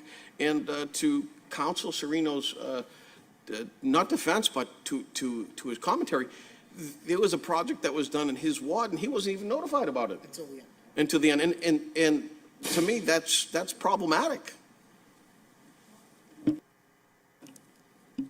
Through you. Yeah, good point. I wasn't thinking of that. I was thinking more or less of how we can get the people involved, and and I understand Council Novoselsky, and a lot of the ward councils have well, if there's something going on in their ward, they'll have like a committee set up focused on that, but having a citywide committee. We can put it in control of the city council. This is going to committee anyway. Through you, one more thing, Mr. President? Go ahead. If I can just ask every counselor, any feedback, suggestions, just like send it to the clerk, and then we can like come up with a great plan to get a high level of participation. We'll do that in committee, Councilor. Councilor Serino, then. Mr. President, I was just going to say, and I can relay it to the clerk too, that any plan like this, I think that if we're writing the ordinance and creating it and establishing it, then the city council should not only confirm a mayoral appointment, but that the ward councilors of the 6 ward, planning subcommittees, the ward councilor and the mayor would need to agree on the appointees, or it could be open to any resident who would like to. I absolutely agree. Okay, thank you. Ralph, go ahead. Ralph DeChico, Commission on Disabilities, Wellness Committee Director. Since it was brought up, I want to make some clarifications. It states online, neighborhood pods. It does not have anything to do with the city. Yes, I know there was a misconception when Ward 6, there was a cleanup. It was used as the city email address. That was in error, but it is neighborhood pods. A communication went out from myself at the beginning of COVID. This is why it was done, to every single counselor, ward counselor, counselor at large, to become involved in that so that we could have information from you. What this is going to be done is resident driven so that we can get more information and more feedback from residents in this city so that they can have an impact on their neighborhoods when they want things done. It is not a bureaucratic or an appointed position. It is just for informational purposes. I called Mr. Serino. That was an error in judgment for that email being sent out as an email, but it was done by residents, whether they are city employees. This was done in their own time to do a cleanup. It is directly done by residents as neighborhood pods, which is done in other cities. It has nothing to do with city employees or any type of political gain. So that's what neighborhood pod is. Look it up in the dictionary. That's what it is. We're trying to get more people involved in their neighborhoods and everything like that. So I just wanted to bring some clarification, but it has nothing to do with the city administration, city bureaucratic policies, or anything like that. Thank you for your input. Madam Clerk, we're going to take department heads. That's going to... Mr. President, I Oh, I'm sorry. If I may? Council Vice President Visconti. Where Mr. DeCicco has just expressed that it is a neighborhood-driven type of program, if you want to say, which I agree 100%. I think it should be separate from the administration, completely separate from the administration, and be a citizen-driven type of program where, out of courtesy and out of respect, they should, in fact, give that ward counselor a call and inform them about what is going on as well, just because they are the ward counselor. But I agree that it should be 100% taken away from the administration and the political aspects of the program. Thank you. Thank you, Mr. DeCicco. Thank you.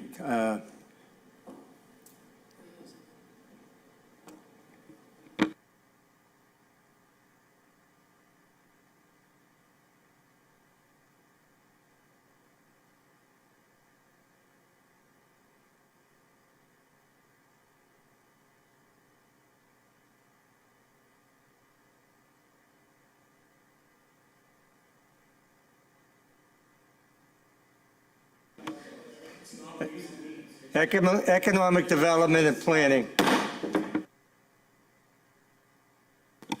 While under suspension of rules, City Council President would like to take up calendar item number 34, motion presented by Councilor Powers, that the mayor request the Municipal Inspections General Counsel Cheryl McCormick, Attorney Jerry D'Ambrosio, and Short-Term Rental Enforcement Director Nick Catanazzo to appear before the City Council to discuss the property operating as a short-term rental on Pines Road. Apologies for making you sit there all night. I didn't realize this was on the calendar. We would have took it up earlier. No worries. Good evening, Council. Good evening, Council President. Cheryl McCormick, 249 Rear Broadway, on behalf of Municipal Inspections. My colleague, Attorney Brown, is unable to attend tonight, and I'm here with my colleague, Mr. Wells, Director of Municipal Inspections.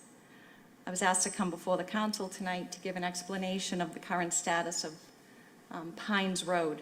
I'd like to start off by telling you that this is currently in litigation at Suffolk Superior Court, so I will be able to provide the Council with an update, but I will not be mentioning names, and I may be restricted on some of the questions I'll be able to answer, so I apologize in advance if I can't get to your questions tonight. If there are questions that need to be answered, I would suggest that they go into executive session and not an open session. So I'd like to give the Council an overview of currently what's happening at Pines Road. Pines Road, we have an unoccupied single-family home on a cul-de-sac where the owner is marketing and renting the property as short-term rental. Currently, the owner lives in Medford. The city was made aware of these issues from neighbors, Ward Councilor Powers, and the mayor's office. Municipal Inspections took immediate action and appreciate everyone's effort in supplying the information and cooperation so Municipal Inspections in the short-term rental office can do its enforcement relative to this matter that's been so troublesome to the neighborhood. I'll start with litigation. Collectively, we've been working expeditiously with the neighbors, Councilor Powers, in various departments such as short-term rental office, the police, and the parking department. History on this case is that in May of 2021, City filed a cease and desist to preclude the property owner from utilizing the property as a short-term rental. We were not successful. We then filed a lawsuit in the summer of this year against the property owner. There were court hearings in July and August by outside counsel, as well as attended by and monitored by the Director of Municipal Inspections, Michael Wells, and myself. Initially, the early issues that we came into with this property was that they were advertising renting the property as short-term rental before the short-term rental office and the new processes were fully operational. As a result, the litigation starting as a zoning enforcement case. Attorney Brown did try to separate the two issues so they could be litigated and proceed quicker and be less involved with litigating the specifics of the new ordinance and the new system. The judge who heard the motion wanted the case to be decided on the short-term rental ordinance and the short-term rental process. The court did provide a very stern warning at both hearings to the defendant to fall in compliance with the system and to stop large gatherings at the parties at that location. Things would improve for a while, but then subsequently got worse. Because the short-term rental registration approval system is now fully up and operational, the litigation can proceed accordingly, which it has. The owner was required to file for short-term rental application by August 18th. The owner has not complied with that order from the court. The owner has still and continues to rent the property as a short-term rental. Outside counsel, on behalf of Municipal Inspections, has done a great job with assembling the evidence with the cooperation of the neighbors and filed a motion for the court to issue an injunction. The injunction would simply be a court order to tell the defendant to stop renting the property in this matter. The court at that point would then, if allowed, would imply any remedies or penalties they deemed appropriate. The owner has until November 8th of this year to respond, and then the city, along with the defendant's answer, motion would be filed as one with the court. We expect that to happen sometime in mid-November. With regards to fining, since this is a new process in a new office with new software, it does take some time to get that up and operating so the city can enforce the ordinance that's currently in place. Because the fines are tied to the 40U program, it means that the fines go on the property's tax owner's bill, so we don't take that lightly. We ensure full compliance before we would ever put a lien on someone's property. The ticketing process for short-term rental violations is expected to be up and running in November as well, and this property will be receiving tickets for improper advertising and renting of the house. There have been various reports to the police, and the police have responded accordingly, all which we have documented. Municipal Inspections is here to help the residents of Pines Road, and we've dedicated an awful lot of time and resources to address this issue. And we agree it's a very important issue. But it has to be noted that the city cannot dedicate all its resources, all of its time on this one particular issue. There are so many priorities across the city, and we need to balance. And unfortunately, results are not instant. During COVID has delayed things throughout the court, and there's a backlog. So we're at the court's mercy as far as when the court responds and when they schedule the next hearing. But I can assure you that Municipal Inspections, along with the Mayor's Office and Councilor Powers, have done everything within our power to stop what's happening on Pines Road. Municipal Inspections is committed to taking this litigation through the end. Fines will also be appropriate, but once the court decides on the motion and issues its order. The neighbors will have received the benefit of Municipal Inspections' work by the order if issued by the court, but they may also need to take additional remedies against the offending property owner. We do appreciate the neighbors, the council, and the mayor for bringing this issue to light and the continued support of the city's work. I know Councilor Powers has been in contact with the neighbors, and I've been told they've greatly appreciated that. We continue to work diligently to get this resolved as soon as possible, and we've done everything we can up to this point, absent a court order. My guess is it'll probably be within the next 30 to 60 days, but don't hold me to that, I can't promise. That's the hope, that we'll have some resolution in this matter. I've kept my mask on, and I apologize, but I am fully vaccinated for the record. And that concludes my statement. If you have any questions that I can answer, I'm happy to do so. Councilor Powers. Thank you, Mr. President. I first heard about this situation back in the summer. And on 2 weekends in a row, I went down there. I saw what was going on. There were young people going in and out of the building, And if somebody asked me, I could not say for certain if they were overage or underage. To me, they looked extremely young. There was alcohol being brought into the building, and people have a right to bring alcohol into their home, but I think this was for a specific purpose, to run a party there. And that's what they were doing. I approached one of the people that was out there parking cars, and by the way, Pines Road is a no parking area, okay? And he was stopping the car, opening the door, and I went over and I approached him and I said, "Can you tell me what's going on here?" And he said to me, "It was none of my concern." Well, I immediately called RPD, and I had 2 cars down there within inside of half an hour, 20 minutes. And it is my concern. It's my concern when people have to stay up till 3 or 4 o'clock in the morning in what was always a quiet neighborhood and put up with the nonsense that's going on down there. And I've contacted Mr. Wells and also yourself, and we've discussed this.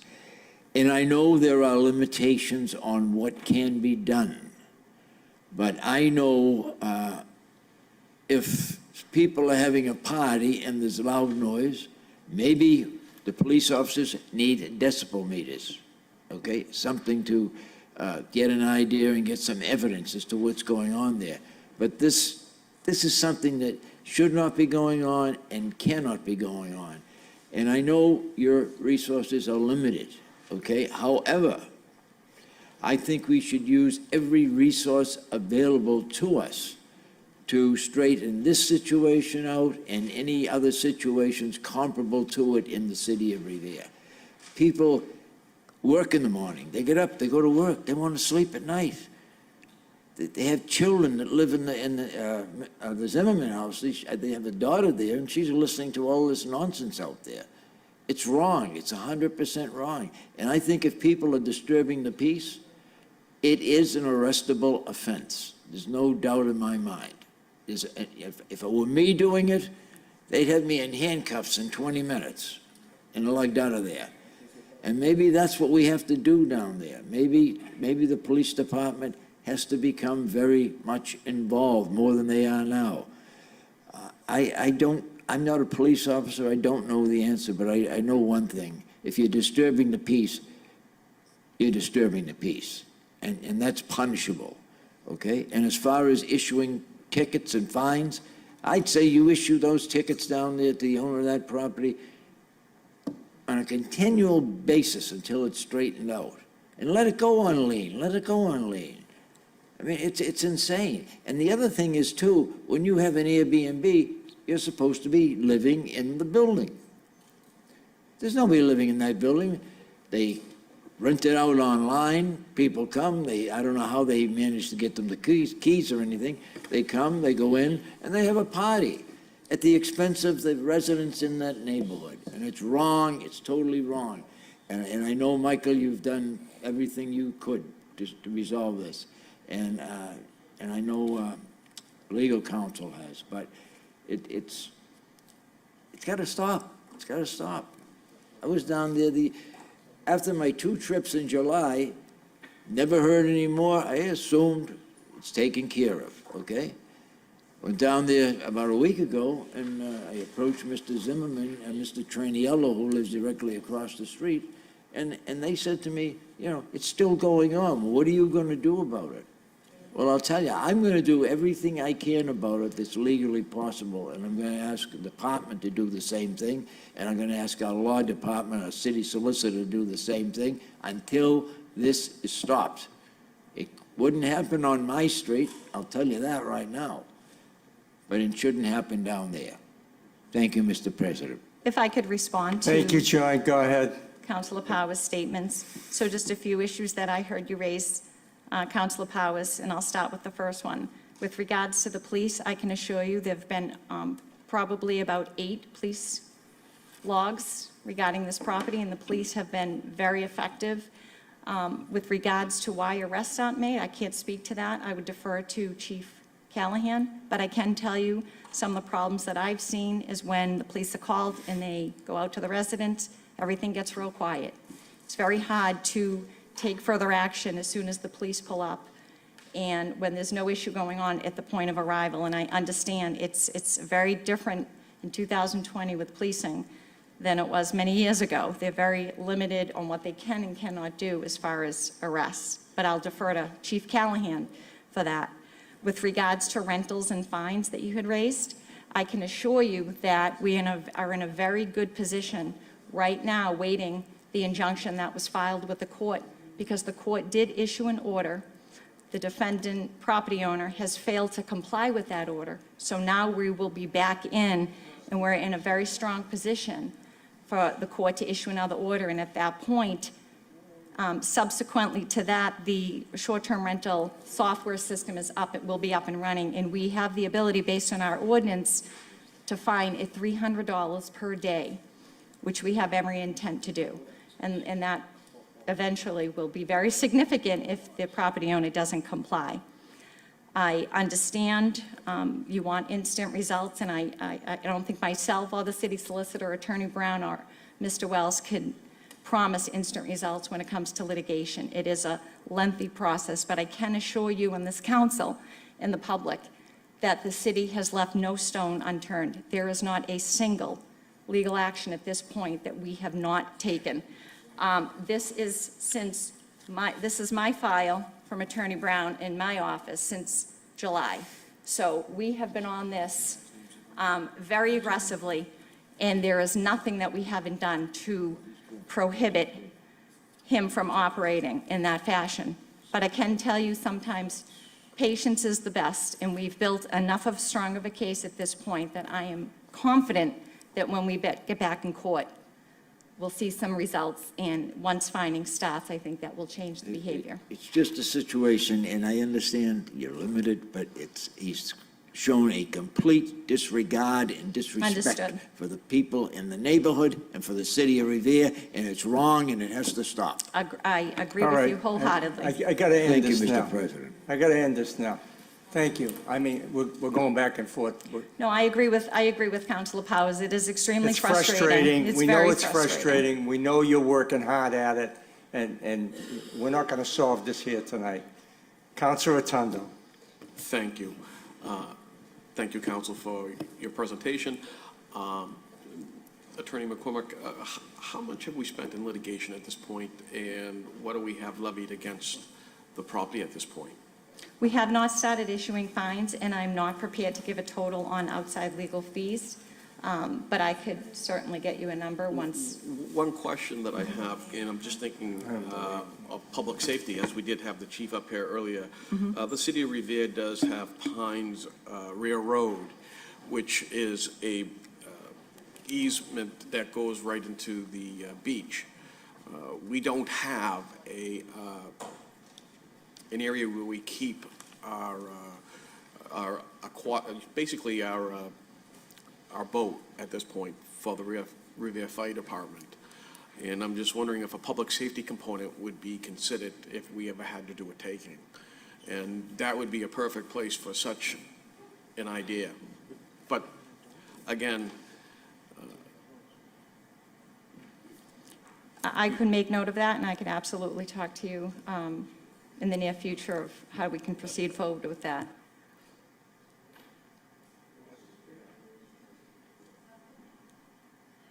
Okay, moving on here.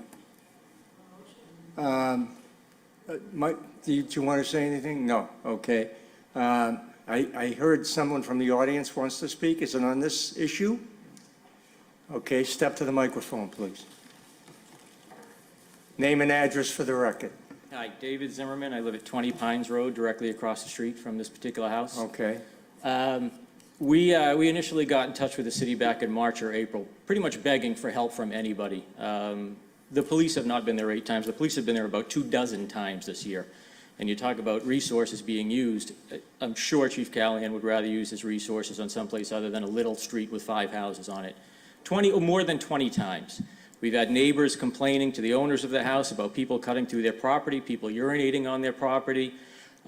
We have party buses coming on coming to the house. Just on Saturday, the people that rented the house showed up and left in a bus. A bus.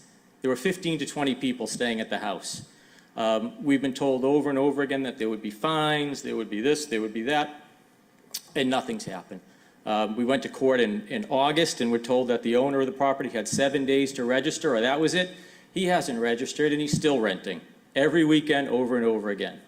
We were told that the city was going to file some sort of motion in August. That motion just got filed today, months later, and probably only because Councilor Powers called people here tonight. I appreciate everything that Cheryl has done. I know she's worked hard. I appreciate what Mike has done. But the simple fact is it hasn't been enough. It's been almost a year. There's a city ordinance that says you have to be owner occupied. The owner's never been to this house. They still rent. There's an ordinance that says you can't have parties in more than 6 people. They've done it all year. They still advertise and rent. These ordinances are in place. All we're asking is that they get enforced. This shouldn't be going on month after month after month after month for the people that live on the street. I've been in my house 25 years. Before this year, I don't think the police have been down our street twice. It should be taken care of, and it should have been taken care of by now.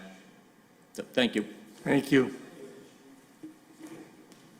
Good evening. Just in response to Mr. Zimmerman's comments, I can tell you probably some of the delay with the court is we had originally filed a complaint in court for violation of zoning and municipal ordinance that precluded single-family dwellings in a residential zone from being rented as a short-term rental for fee. And the second issue was enforcement of municipal ordinance relative to the promoting of public peace, health, and safety in the RA district residential neighborhood. That's what we went in originally on. And the courts wanted us, because we had the short-term ordinance in effect, to litigate that piece of it, giving the property owner an opportunity to comply once we were up and running. So that was why no action has been taken. And I understand the neighbors, and I hear Mr. Zimmerman loud and clear, but I can assure you, by having all of these police reports only substantiates our case further when we are back before the court, I'm assuming in the next few weeks of the next course of action, because we have a clear order. The defendant has violated it. We have additional listings in hundreds and hundreds of pages of exhibits that'll be attached to prove that.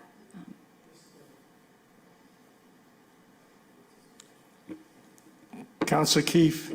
Thank you, Mr. President. And I know that this is, I'm surprised I haven't heard of this. I'm friendly, very friendly with Mr. Zimmerman and the family. And I think that my head would be on fire if this was my neighbor. I mean, it would get physical.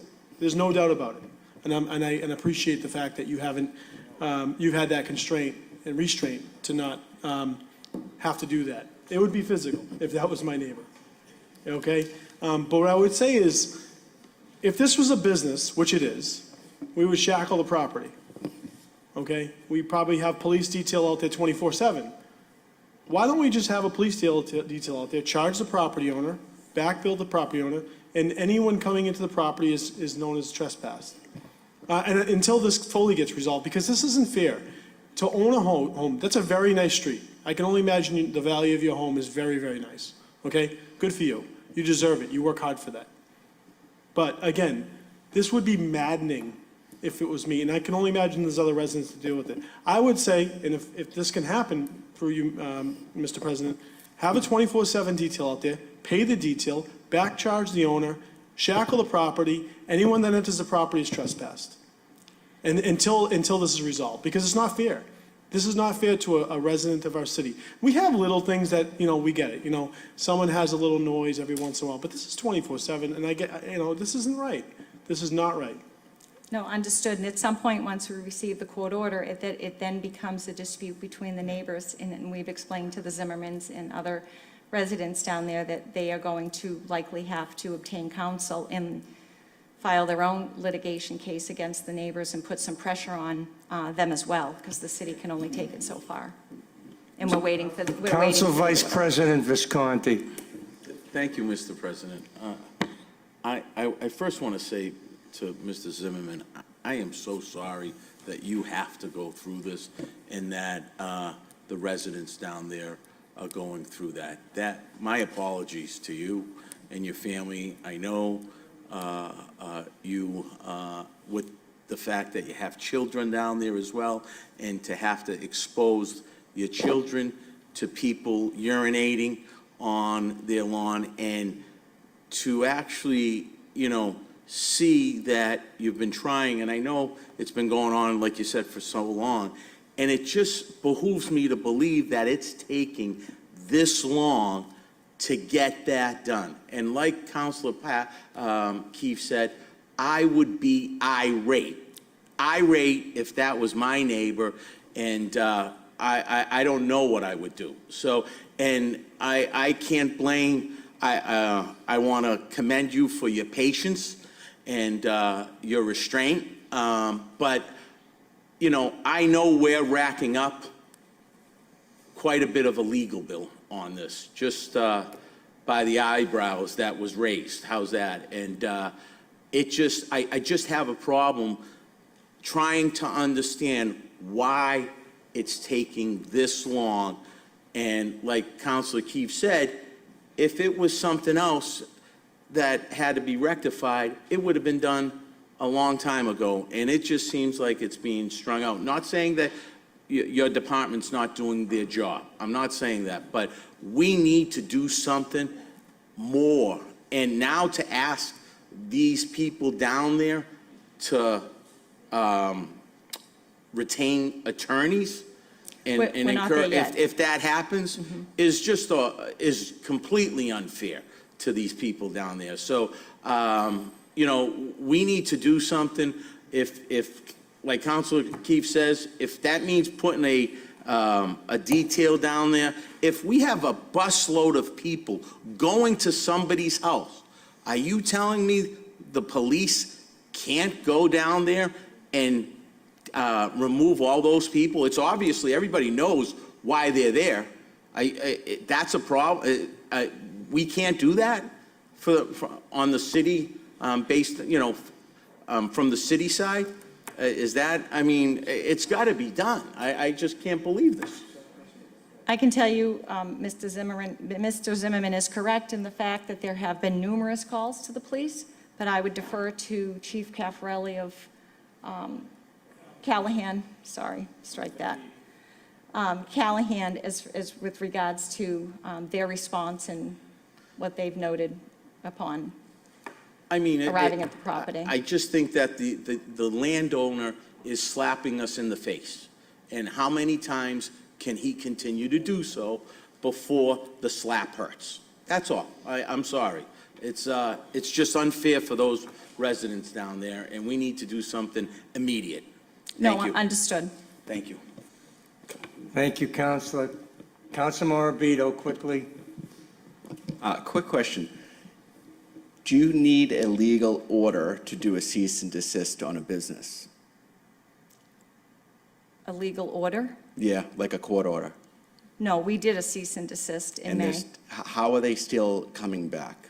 So my office issued a cease and desist, I believe by way of constable. Property owner had received it and no action was taken, hence what prompted litigation in Superior Court.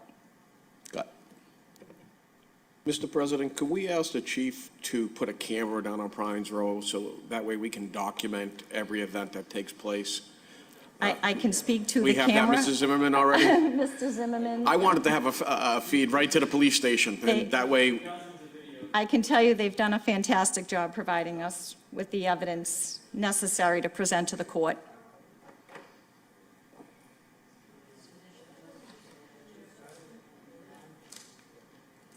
Okay, I think we've got all the information we could possibly come up with. Thank you for all your input. On the motion, all in favor, all opposed, so ordered. Thank you, counsel. Thank you. And thank you, Mr. Zimmerman. Calendar item number 25, motion presented by Councilor Keefe, that the mayor and the school department be requested to review the use of ARPA funds to renovate the McKinley School for the use of a citywide kindergarten program. Councilor Keefe. Thank you, Mr. President. This is, the city, obviously, the swelling of students and the schools not having enough space. I think that we have some funding that came into the city through ARPA funds and some of the the relief package in the tune, I think the school is getting somewhere in the tune of $6 or $7 million. And obviously, I'm not expecting all of it to be utilized there, but between that and some of the additional funding, this was intended to be utilized. There was some money set aside in the original bonding to retrofit that school and use it potentially for office space at one point. So that I know there's money sitting in a fund that could potentially utilize that building for something more.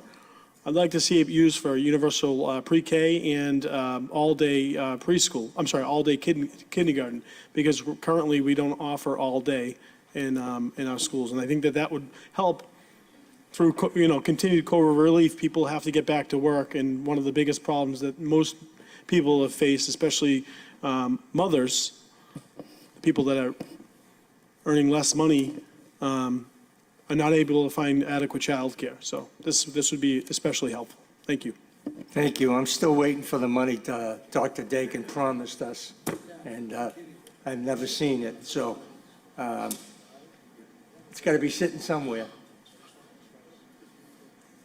Council Vice President Visconti. Thank you, Mr. President.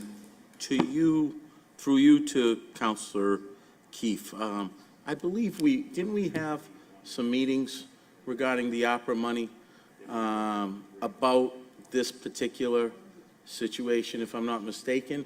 Is that correct? Because I thought we were, we were all involved in the use of that opera money. And I remember the mayor discussing that as well as bringing a pre-K and using that facility to be remodeled and some offices space as well as a pre-K. Is that not the case, or has that been on, has that gone on deaf ears? I don't know. I'm just asking.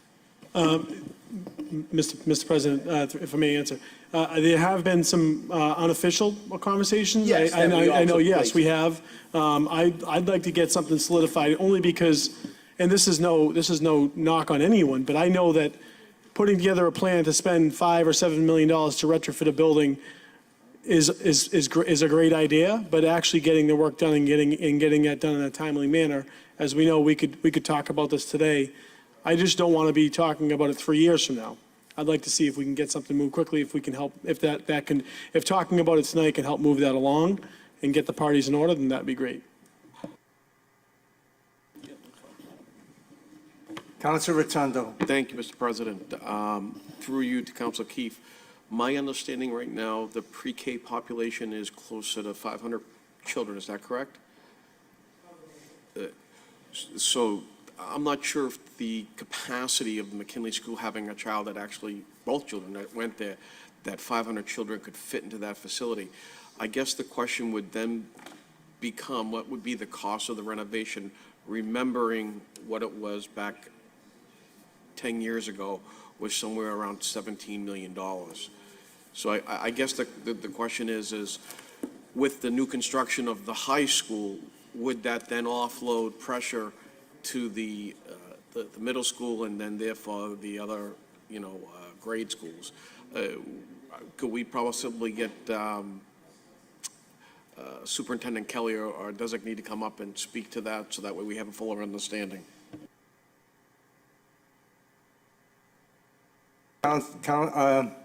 Ralph, go right ahead. Thank you, Council President. Ralph, the Chief of Commission on Disabilities, 281 Broadway.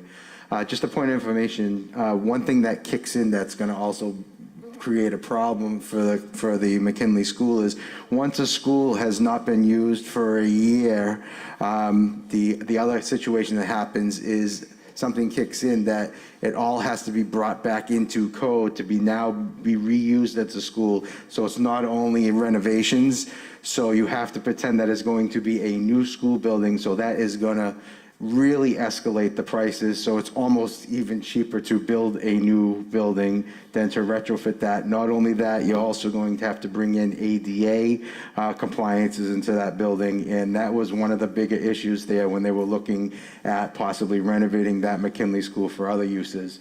So that is another issue. So it's not just bringing it up to code. So feasibility, money-wise, it may not feasibly be possible. Thank you.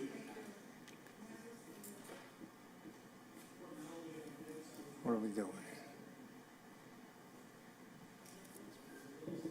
I don't know what to do with this.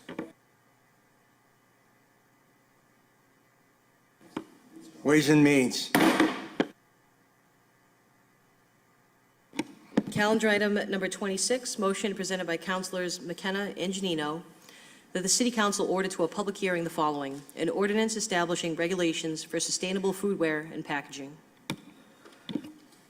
Council McKenna. Thank you. Councilor Janino is not here, so I'll speak on her behalf. So what we're trying to do, and we did pull an ordinance, it's not our ordinance, but we did pull an ordinance, and it does have straws in it. And I know last year we eliminated straws as our, trying to get it banned. So I would like to eliminate straws on the language that is attached, Clerk Ashley Melnick. So what we're trying to do is we're trying to ban styrofoam. And styrofoam has polystyrene in it. And in June, the National Institute of Environmental Health Studies, part of HHS, added styrene, the chemical used in the manufacturing of styrofoam cups and food containers, to the list of substances reasonably anticipated to cause cancer. Styrene has also been linked to nerve damage and hormonal disruption.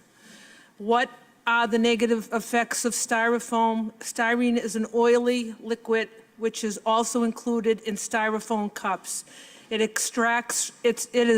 is extracted from petroleum. The exposure to this chemical can create critical effects on the human body. These harmful effects include lung cancer and a decrease in female fertility. Why is styrofoam so bad for the environment? Another reason that styrofoam is harmful for the environment is it is made with petroleum, which I said, which is a non-substantial resource. Additionally, petroleum products create heavy pollution and takes hundreds of years to break down. Right now, 49 cities and towns have banned styrofoam in Massachusetts, and I think we should be the 50th city to ban styrofoam. So I would like your support on this, Council. Thank you. Thank you. Anyone else? We'll order this to a public hearing, November 8th. Oh, sorry. You're up there so much, I know, I you're don't sick even of me. You're recognize you. sick of me. Ralph, the Chief ahead. of Commission Disabilities. As Council McKenna stated, she knows why I was coming up here. As stated in the ordinance, the definition, section 8, item number 7, I would strongly recommend and need that straws be taken out of that. As I stated before COVID, when there was trying to be a ban on straws. As I stated back then in 2000, I lose track of time now, but I believe it was 2019, some states that had banned straws, they were trying to repeal it, and I believe they have repealed it because there's all types of disabilities that do need straws. Paper straws do not work, reusable straws do not work. So I would need that to be taken out of it, and also when you go down to the prohibited use and distribution of foodware and packaging, not only there be an exemption from stores to be able to have it, because an exemption does not definitely allow them to have it, that there has to be language in there that they are allowable and they need to be on the premises. So I would like that, and I will try and be at that public hearing also. I know you guys are all sick of seeing me. It's fine with me, Ralph, honest. Thank you. Okay, public hearing, November 8th. Calendar item number 27, motion presented by Councilors McKenna and Buonasso, that the mayor request MassDOT to install flashing warning lights or signs at Brown Circle instructing trucks that the rotary is a rollover hazard and to proceed with caution. This motion is made in the interest of public and environmental safety due to the number of rollovers occurring at this location in prior years. Thank you, Mr. President. Councilor Zambudo is recused. Counsel McKenna. Thank you, Mr. President. So on October 4th, an oil tanker, and this is not the first time, and if you saw the video, they had a video, the guy was really, he was speeding, but on October 4th, an oil tanker with 10,000 gallons of oil jackknifed going around Brown Circle and spilled oil onto the roadways. But most importantly, it went into the Saugus River, affecting the wetlands, waterlands, plants, and wildlife. People sitting and eating at the wharf saw oil pass by them. So this can be also, Ms. Melnick, we can put 27 in this too. Can you read that motion? Because we can also put this in, it's related. Number 28. Okay, all right, so I'm just asking for warning signs, maybe flashing lights around Brown Circle to slow down the trucks, the oil tankers, because this has not happened once, it's happened many times. So, thank you. Thank you. Counsel Powers. Thank you, Mr. President. And that's exactly right. I had calls from residents down on Mills Avenue. One of them happened to be a lobster fisherman. The oil that went into the drainage systems at Brown Circle went all the way into the Pines River and actually down by the Pines Yacht Club.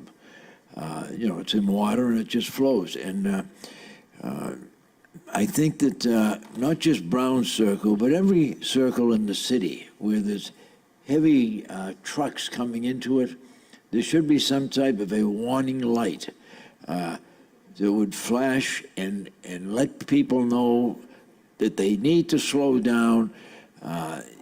God knows, we've hit Brown Circle, that's probably happened down there 3 or 4 times that I can remember. And that's the worst one. But I think every circle should be taken into play on this. And I originally was going to put this motion in, but Council McKenna indicated she had, and that's fine. Just something that needs to happen. It's all about public safety, and and apparently that oil going into the water, caused more contamination in the water. The fellow that's the lobster fisherman down there, he had to get rid of 182 lobsters that he had caught that day from the traps. And it's wrong. This Mass DOT has to look at this more seriously and get those lights in operation. Thank you, Mr. President. On the motion, all in favor, all opposed, so ordered. Calendar item number 28, motion presented by Councilor McKenna, that the mayor request the DEP or the EAP to install hay bales along the Saugus River bank to protect the waterway, plants, and wildlife from another oil disaster at Brown Circle. Councilor Zambudo is recused from discussion on this matter. Counsel McKenna. Thank you, Mr. President. So every time there's an oil spill down in Brown Circle, it goes into the Saugus River, and it affects the plants and the wildlife and the waterways. So I'm asking that the DEP or the EPA put some hay bales along that premises so we can, if there's another disaster, we can prevent that. So, and I just want to say that hay bales, they soak up everything. They soak up oil, they soak up everything. So it would be really good if we could do this before another disaster happens. Thank you. Thank you, Councilor. Any other councilors? On the motion, all in favor, all opposed, so ordered. Calendar item number 29, motion presented by Council Vice President Visconti, that the mayor request the DCR to remove the permit and meter parking signs on Revere Beach Boulevard and Ocean Avenue. Some poles have approximately 4 signs attached indicating regulations that are no longer in effect. This is confusing for residents living in and/or visiting the Revere Beach Reservation. Council Vice President Visconti. Thank you, Mr. President. I know the last week or the week before that, they started taking out the meters. That was on Facebook as well. But I think, like I said, like the motion reads, I don't believe they started removing those signs, and I would just like to have those signs be removed as well. So that's it. Thank you, Mr. President. Thank you, Counselor. Counselor Novoselsky? Thank you, Mr. President. Mr. President, through you to Councilor Visconti, thank you. It is very confusing. I don't know when they're going to be removing those meter signs, the paid parking signs or not, but there is confusion on whether or not they have lifted the resident parking at all, because people were just recently, this weekend, were getting tickets down there. And so DCR is still enforcing the resident parking rule. And we've asked through Representative Turco to ask them to stop doing that, and I guess they're not listening to him either. So, but at least get some of those signs off and work on the removing the resident parking, because there's folks down there that can't have visitors, basically, on Ocean Ave or that west side of Revere Beach Boulevard from Revere Street down to Cary Circle. So I'd say thank you for your efforts. Counselor Sereno? Thank you, Mr. President. While we're on the subject of the meters on the beach, I just wanted to clarify another rumor that was going around Facebook. Don't believe everything you see on Facebook. Somebody had said on Facebook that the meters, which were removed last week, they were told that they were only being removed for the season and they were going to be put back in the spring. That is not true. The only way that those meters can go back is if this council changes that and were to vote for it, which, you know, I can confidently say as of right now, we would not do that. But just to clarify that those meters are not coming back next season. Thank you. Thank you. Those meters are not coming back at all.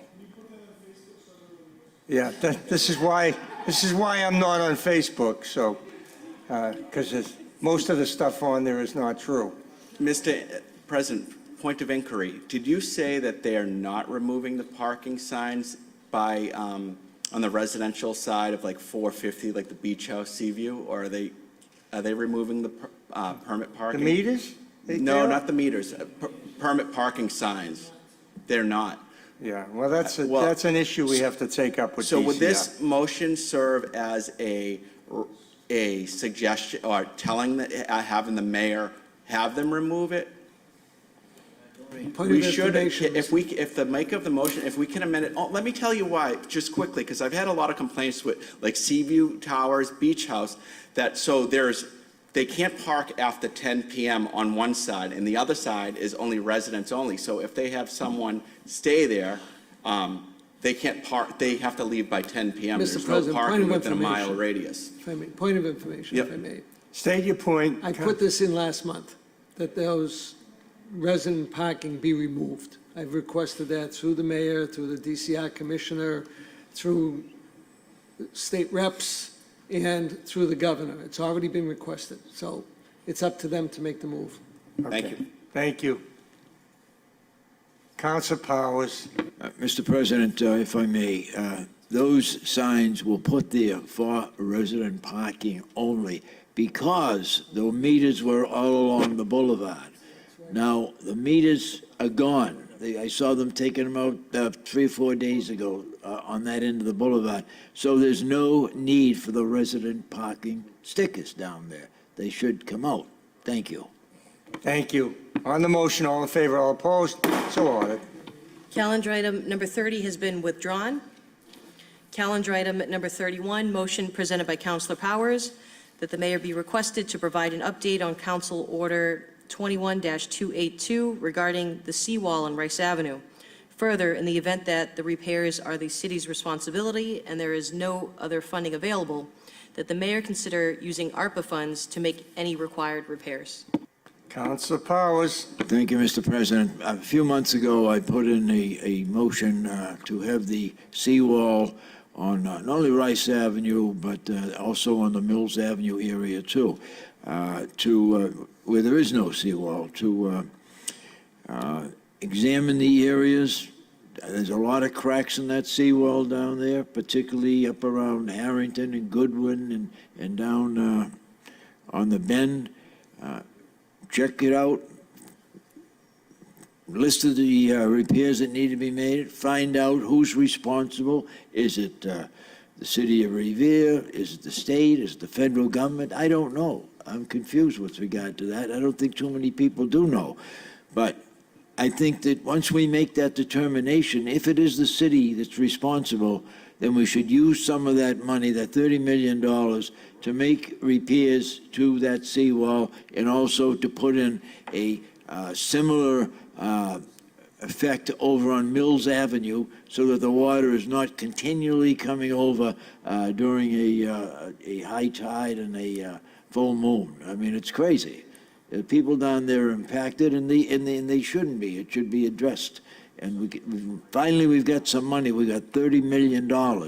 Let's use some of it. I don't think it would cost a heck of a lot to put that wall in good shape down there. Thank you. Thank you. On the motion, all in favor, all opposed? So ordered. Calendar item number 33, motion presented by Councilor Novoselsky, that the mayor, with the assistance from her state delegation, request the DCR Commissioner and Governor Baker to direct DCR to install a pedestrian traffic control light at the crosswalk located at 376 to 382 Ocean Avenue. There exists a very dangerous situation for pedestrians crossing Ocean Avenue at this location. Councilor Novoselsky. Thank you, Mr. President. Again, frustration is setting in, and for the last 10 years, I've been trying to get public safety issues corrected on that section of Ocean Ave. Cars are speeding constantly, ignoring pedestrian crosswalks, pedestrian signs, the stanchion signs on crosswalks. Vehicles, and I'll say most of them are from out of our city, are flying down there. I've had state police down there and traffic control, but they can't be there all day long. So what we're asking, and I thank the folks at 376 and 382 for bringing this suggestion up, is to install a pedestrian traffic light. So when someone pushes the button, the light turns red and cars have to stop. Now, it's not that it's close to Beach Street lights. It's still almost 600-700 feet away. So I think it's reasonable to get this put in and request DCR to look at the public safety for our residents. 2 years ago, we had a young 10-year-old girl get hit by a car down there in that exact spot because the cars were ignoring pedestrians. And DCR should be more responsible to the residents of the city to do something to protect them. I know they have the beach, but they have Ocean Ave also. We need this installed as soon as possible. I know it's not a cheap deal, but they have to do it. Imperative. Now, we've installed regular signs. We've tried to get those flashing perimeter signs on the pedestrian crosswalks installed. They haven't done that. I requested that at the beginning of the summer. Very not responsive to us, and they wonder why we're upset at them. So I hope the council approves this and protects the people of Ocean Ave. Thank you. Any other councilors? On the motion, all in favor, all opposed? Oh, Ralph again. Ralph DeChico, Commission on Disabilities. Thank you, Councilor Novoselsky, for this. Just as a point of information, I briefly talked to Representative Turco for different issues with DCR and DOT regarding Beach Street and Ocean Ave, that we do need some more crosswalks, not only for the residents, but also for the residents with disabilities down there, along with our Commission on Disabilities. If you've seen some of our meetings, we are going to be asking DCR for the audible signal lights at the crosswalks down there, along with other areas within the city that we're doing a report to send to different agencies in the city. It's something that is well needed, but thank you for bringing that up. Thank you. On the motion, all in favor, all opposed? So ordered. Calendar item number 35, motion presented by Councilor Powers, that the mayor request MassDOT to install flashing warning lights or signs at all rotaries, instructing trucks that the rotaries are a rollover hazard and to proceed with caution. Counselor Zambudo is recused from discussion on this motion. Mr. President, I believe we've already had that discussion earlier on Okay. Council McKenna's With motion. Councilor McKenna. Yeah. Okay. On the motion, all in favor, all opposed, so ordered. And there's two late motions, one presented by Counselor Rotundo, that the City of Revere provide a tiered water fee system similar to that of the City of Malden. Councilor Rotundo. Thank you, Mr. President. Actually, it's done in more than just the city of Malden. That's what I did put down. And what it is based upon usage. So, for example, if you use 0 to 800, let's say gallons, you get charged a specific dollar amount per cubic square foot. This particularly helps our seniors. In fact, my aunt who lives in Malden pays exponentially less than what my aunt in Revere's paid. And in fact, they're both just one person in the house. And the difference is literally $700 per year. So a tiered system benefits seniors dramatically. And it is used, it's equitable, and in fact, what it does is if for example, you go to the beach house, or if you go to, I don't mean to say any particular facility, but just say large-scale property, their usage will be at a higher rate because of the cost of the water and the sewer. And it will offset that cost with our seniors and our homeowners, in particular, families, young families that are starting out. So this is something that works well in Malden and other communities. This is something that could work well here in Revere. Thank you. Thank you. Any other councilors? Ways and Means. And last late motion presented by Counselor Rotundo, that the City of Revere offer an owner-occupied residential tax exemption. Where have I heard this before? Councilor Rotundo. You've heard it from me under the Ambastrino administration, as well as the Rizzo administration, and now here again underneath the Rigo administration. This has been adopted in Chelsea as well as in Boston and other communities. In fact, in 2017, Boston offered a 35% residential exemption, and as Councilor Serino can attest, there's varying ways of doing it. In Boston in particular that year, people saved upwards of $2,000 on their taxes. If we're collecting $125,000 in revenue through tickets and fees for parking, I think we could figure out a way to offer a across-the-board owner-occupied tax exemption. This is something that has been brought up in the past for 10%. I think with the ARPA that we can look at this as a possible way of helping families get through this year considering COVID. And quite frankly, it's a very doable thing, and as we have more commercial development, it will offload that cost for our homeowners. And that tax burden has been on their backs since I've been elected. So this is something that I've been fighting for the past 15 years. I'll continue to fight for it. Thank you. Thank you. Any other councilors? Councilor Serino. Thank you, Mr. President. Councilor Rotundo, I think this is a great motion. To be honest, and not to take away credit, this has kind of been on my to-do list. Councilor Visconti and I discussed this earlier this summer, and what had happened, I was having dinner with a friend of mine who has a condo in Boston, a friend of mine my age, and we were talking about property taxes in the city of Boston versus the city of Revere. And when I heard how much he pays in property taxes versus, you know, a general family in Revere, I was shocked at how much cheaper his taxes were. And in part, that was because of the Boston residential property tax exemption. And I had done some research. I know we would have to do some sort of home rule petition to the legislature, adopt it. But I wanted to do a little more homework and determine what other communities surrounding, because Boston and Revere, you know, I don't know how much you can compare apples to apples with Boston and Revere, but Chelsea does. I believe Malden as well does.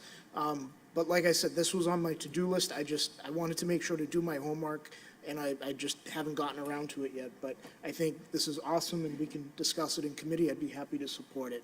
Thank you. Council Vice President Visconti. Thank you, Mr. President.